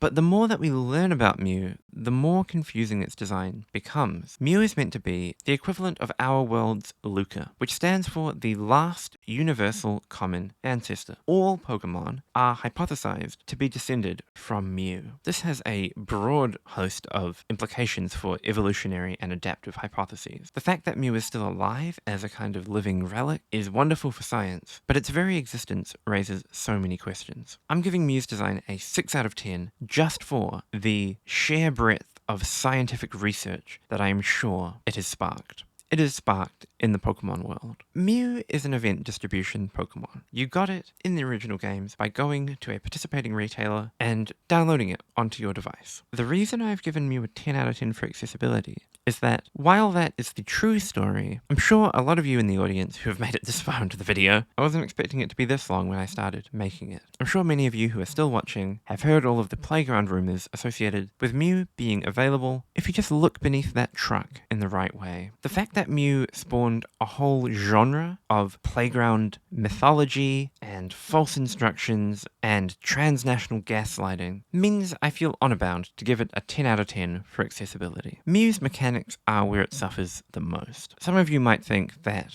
I'm being generous by giving it a 3. After all, it has no signature move, unless you want to count Transform, which is Ditto's signature move, but Mew also learns it. It has a boring ability in Synchronize, it has no forms, it has no special health item, it can't Mega Evolve, it can't Gigantamax. The only thing that sets Mew apart is its ability to learn every TM in the game. That feature is really Mew's unique mechanic. And while that is a simple mechanic to explain, it's kind of confusing in practice. It produces all these cases where Mew can learn moves that don't really make any sense for a Pokemon like Mew to be able to learn, which I think is confusing. And so, I decree from on high that Mew deserves a 3. This mechanic also contributes to Mew's insane strategic confusion. Mew isn't the strongest Pokemon, but it is maybe the most unpredictable in battle. You can run so many sets, it can set up in any which way, it can use coverage of any type, it has undifferentiated stats so a player can choose through their EVs and their nature, and players that are drawn to Mew will naturally be the kind of crazy unpredictable players that make Pokemon battles confusing. Of every single Pokemon in the game, I think seeing a Mew on the enemy team makes me the most confused. Seeing the sprite of that little floating pink cat doesn't really get me any closer at all to knowing what my opponent actually plans to do with it. Given Mew's incredibly diverse move pool, it's no surprise that it can learn Confusion and Confuse Ray, giving it an overall score of 39. But Mew is not the most confusing Pokemon of all time. Zygarde has 3 forms, 4 signature moves, 2 unique abilities, and an insanely confusing design. Aristotle famously created the Scala Natura, the scale of life, wherein he put worms and octopuses at the bottom, moved up through creatures that he called lesser, like snakes and birds, into large intelligent mammals like dolphins and dogs, and finally into humans and angels. Now, evolutionary science does not back up this hierarchical view of life. There isn't really such a thing as a more advanced or less advanced creature. There is just an endless sea of different evolutionary paths. Zygarde sets out to kick Aristotle while he's down because it creates its own hierarchy of life. The Zygarde tree of life is very simple. It states, life at 1% power is a flatworm. Life at 10 flatworms worth of power is a dog. Life at 5 dogs worth of power is a snake, and life at 2 snakes worth of power is a giant man with a mouth in his stomach. Confused? So am I.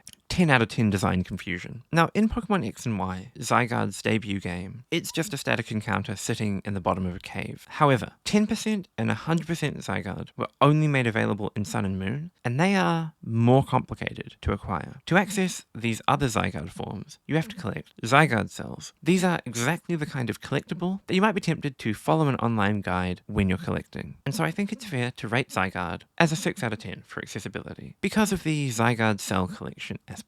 Mechanically, it really doesn't get much more complicated than Zygarde. Zygarde's first ability, Aura Break, serves only one function, to ruin the day of Xerneas and Yveltal by not only negating the effects of their abilities, but reversing them. Because Xerneas and Yveltal are the only Pokemon that have the abilities Fairy and Dark Aura, they are the only Pokemon that base Zygarde interacts with in any way. However, Zygarde also learns Power Construct, an ability which, when Zygarde is reduced below a threshold of health, grants it more health and turns it into big old Zygarde man. The fact that the ability increases your base HP and so increases your maximum health and so heals you leads to all kinds of really weird, confusing interaction. Then, once you have assimilated into giant man form, you can use moves such as Land's Wrath, a generic physical ground type move, 1000 Arrows, a ground type move that has the unique effect of bypassing ground immunities, letting it hit flying and levitating Pokemon, 1000 Waves, a physical ground type move that traps the opponent in with you in battle. And Core Enforcer, a special dragon-type move, which negates the opponent's ability if they moved before the user of Core Enforcer. This is all incredibly confusing. Zygarde's mechanical confusion is off the charts.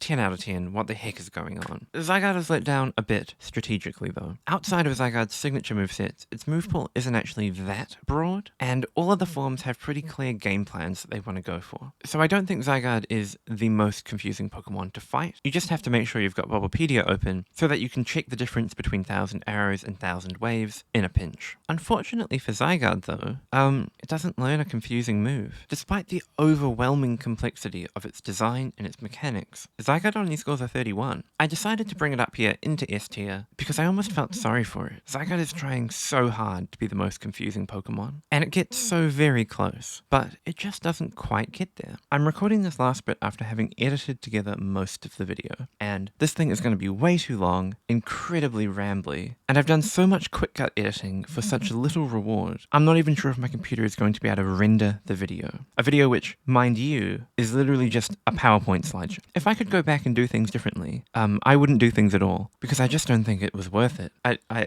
don't know. The only reason I'm here recording this last bit, trying to finish it off, is because of the sunk cost fallacy. I've already put so much effort into making it. It turns out that what I made isn't what I was trying to make. I am over budget, over time, under delivering. Isn't that spectacular? If you're still here listening, then I suppose perhaps you, dear viewer, are also here because you've already sunk so much time into the video. You may as well see it through to the end. So let's, at the very least, try to finish things off in a satisfying way. Here we have Terapagos, who is turtles all the way down. Terapagos begins life as a turtle, grows up into a turtle, and then grows into a tower of turtles. It's got a lot of colours, it's got every single type represented on its shell. It certainly has enough going on in its design to be worthy of a high confusion score. The only reason it doesn't get a 10 is because, at the very least, I do understand what a turtle is. Do you have a credit card? Do you want to spend a bunch of money on a DLC for a Pokemon game that you've already spent a bunch of money on? In that case, you'll be able to access Terapagos. Mechanically, Terapagos definitely deserves a 10. The fact that there is this form called normal Terapagos that exists and has its own ability, and yet is never used at all because its ability turns it into a different Terapagos, is highly confusing. The fact that Terapagos is themed after the mechanic Terra Stella is pretty intense, because Terra Stella is a very confusing mechanic which doesn't see much play except on Terapagos. Terra Shell is a weird ability. It's kind of like multi-scale, in that it reduces damage that you take when you're on full health. Rather than halving damage, though, Terra Shell sets the damage effectiveness to not very effective. It means that if you hit Terapagos with a fighting type move, it'll do 1/4 damage instead of 1/2. And if you hit Terapagos with a not very effective move, the damage won't be affected at all. Then, once Terapagos terastallizes, its ability changes to Terraform 0, which turns off all weather and terrain. It also transforms Terapagos' unique move from a normal type move to a stellar type move, which is a type that you won't find anywhere else, which is neutral against everything and super effective against terastallized Pokemon. Thing is,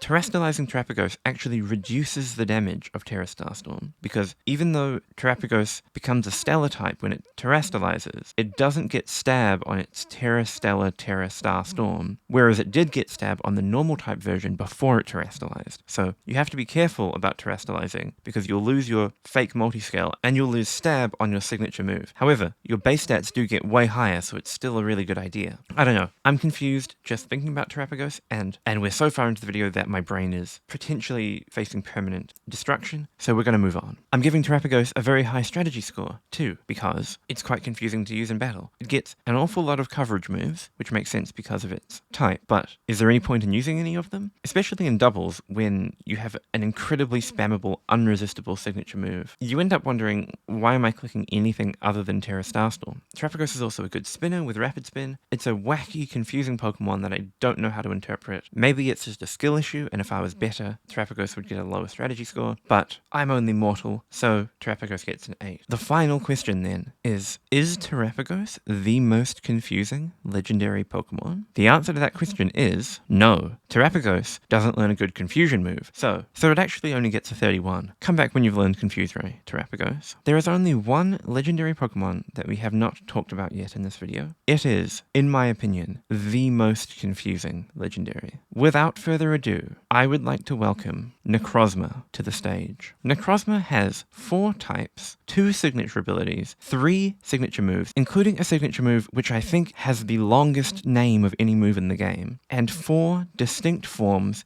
each with its own completely esoteric design. Necrozma itself is an amalgamation of strange crystals that appear under negative light. I think it's technically an Ultra Beast, the most confusing category of Pokemon, as well as being a legendary. 2 of its forms are fusion forms, where Necrozma kind of envelops Lunala and Solgaleo, Pokemon which already had pretty high confusion design scores, and makes them even more confusing. And then it has Ultra Necrozma, which is a Z-move exclusive form, which otherwise is just not a mechanic that exists, which for some reason changes Necrozma into a dragon type, overwriting, I suppose, the already different type that Necrozma had earned by fusing with Solgaleo or Lunala. This thing is just a beautiful, beautiful mess. 10 out of 10 design confusion. The only real thing holding Necrozma back is its accessibility. It's still not the most accessible Pokemon. It's a static encounter found a bit off the beaten track, but you don't have to do anything too crazy to get it. Mechanically though, I mean, what the heck. Prismatic Laser is similar to Hyper Beam, but stronger, more accurate, and psychic type. Photon Geyser is a move that switches from physical to special based on Necrozma's EVs, and ignores abilities in the same way that Solgaleo and Lunala's signature moves do, both of which Necrozma does learn when it fuses with them. And then the Light That Burns the Sky is the Z-move upgrade of Photon Geyser, which is a 200 base power move that also changes to be physical or special based on Necrozma's stats. Necrozma's first signature ability is Prism Armor, which reduces all incoming super effective damage by 25%, basically like the ability Filter, except like Lunala and Solgaleo's abilities, it can't be ignored by other moves or abilities that have the effect of ignoring moves or abilities. So if you hit Duskmane Necrozma with a blue flare from a Terra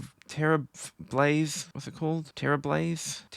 From a Turbo Blaze Reshiram, the ability of Ultra Necrozma will reduce the damage of the blue flare, even though Turbo Blaze should ignore Necrozma's ability. Whereas if you hit a Mega Aggron with the same move from a Reshiram, blue flare's damage wouldn't be reduced. But if you convert your Necrozma into an Ultra Necrozma, it will lose Prism Armor and gain Neuroforce, which will instead power up all of Necrozma's moves that are super effective by 25%. So, yeah, that's some of Necrozma's mechanics. There's probably more that I'm missing, but my brain is already so far removed from the waking world, and I want to go to sleep. So, suffice it to say, and I don't think anyone in the audience who's still listening will disagree with me, Necrozma does deserve a 10 out of 10 mechanical complexity score. Strategically, I'm giving it a 7 out of 10. I'm sure there are more complicated Pokemon. It does have stats that kind of guide it in certain directions, and it is kind of usable. I think both Duskmane and Dawnwing's Necrozma have been pretty good in Ubers in their time, but after hours and hours of talking about this, I've kind of lost the ability to conceive of what strategy means. I'm starting to doubt whether this category made any sense at all, because maybe I'm just not that good at Pokemon, and it's just a measure entirely of my own skill in battle. But I think a 7 out of 10 is fair, because I don't know where to start with Necrozma, but I'm sure if I spent enough time I'd be able to figure it out. And then, of course, Necrozma can confuse to a maximal extent, giving it the highest overall confusion score of 41 out of 50. And with that, we are done. Here is our final confusion tier list. How are we feeling about it? I feel pretty good about this. There's a few Pokemon that I think, in hindsight, I'd move up and down. I think Shaman, I was too kind to. I think Shaman actually should be down in C tier. It's just like a little hedgehog guy. And I'm looking at it, and it's standing next to Sylvelli, an insane beast creature, and Wo-Chien. I don't know what Wo-Chien is. Shaman should be down in C tier. Sorry, Shaman. I gave you too much credit. But apart from that, I feel pretty good about it. Thank you all so much for watching, if you've made it this far into the video. If you disagree with any of my decisions, and I'm sure you will, because I've made more than 80 confusion judgments over these last few hours for you, few days for me of recording this. Oh my gosh. Let me know in the comments what you think, where I'm wrong, where maybe I'm right. Do you think Necrozma really is the most confusing Pokemon? I think, if nothing else, I feel pretty good about my first and last. I think Moltres is the least confusing, and I think Ultra Necrozma is the most confusing. Although I have to admit, I'm not convinced that even after all this, I really understand how Terrapagos works. Terrastella is a whole other beast. Terrapagos can't learn Confuse Ray, so... Okay, thank you to my amazing channel members, Ancestor Ceres, Sycamore, Dragonslayer Man, my lovely Caitlin, and Bestie Boo Isaac. I know I've been on hiatus for a while. I'm not sure if this is what you were asking for, but I suspect the channel will stabilize sooner or later. I really want to get back into the Draft League. I mean, that's what I think makes for the most compelling content. To me, all this other stuff is kind of just me goofing off, procrastinating my work. But the Draft League stuff just feels so much more interesting as content because it plays to my strengths more. I think that if you want, like, precise competitive Pokemon analysis, I'm kind of not your guy, right? Like, I can make, like, basic videos. I have a bunch of random trivia stored in my head. But, like, go watch Pinkacross, go watch BKC. Those guys will give you the real, like, deep cut strategy. Anyway, I digress.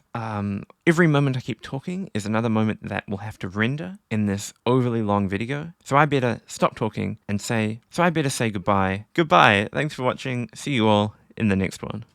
Farewell.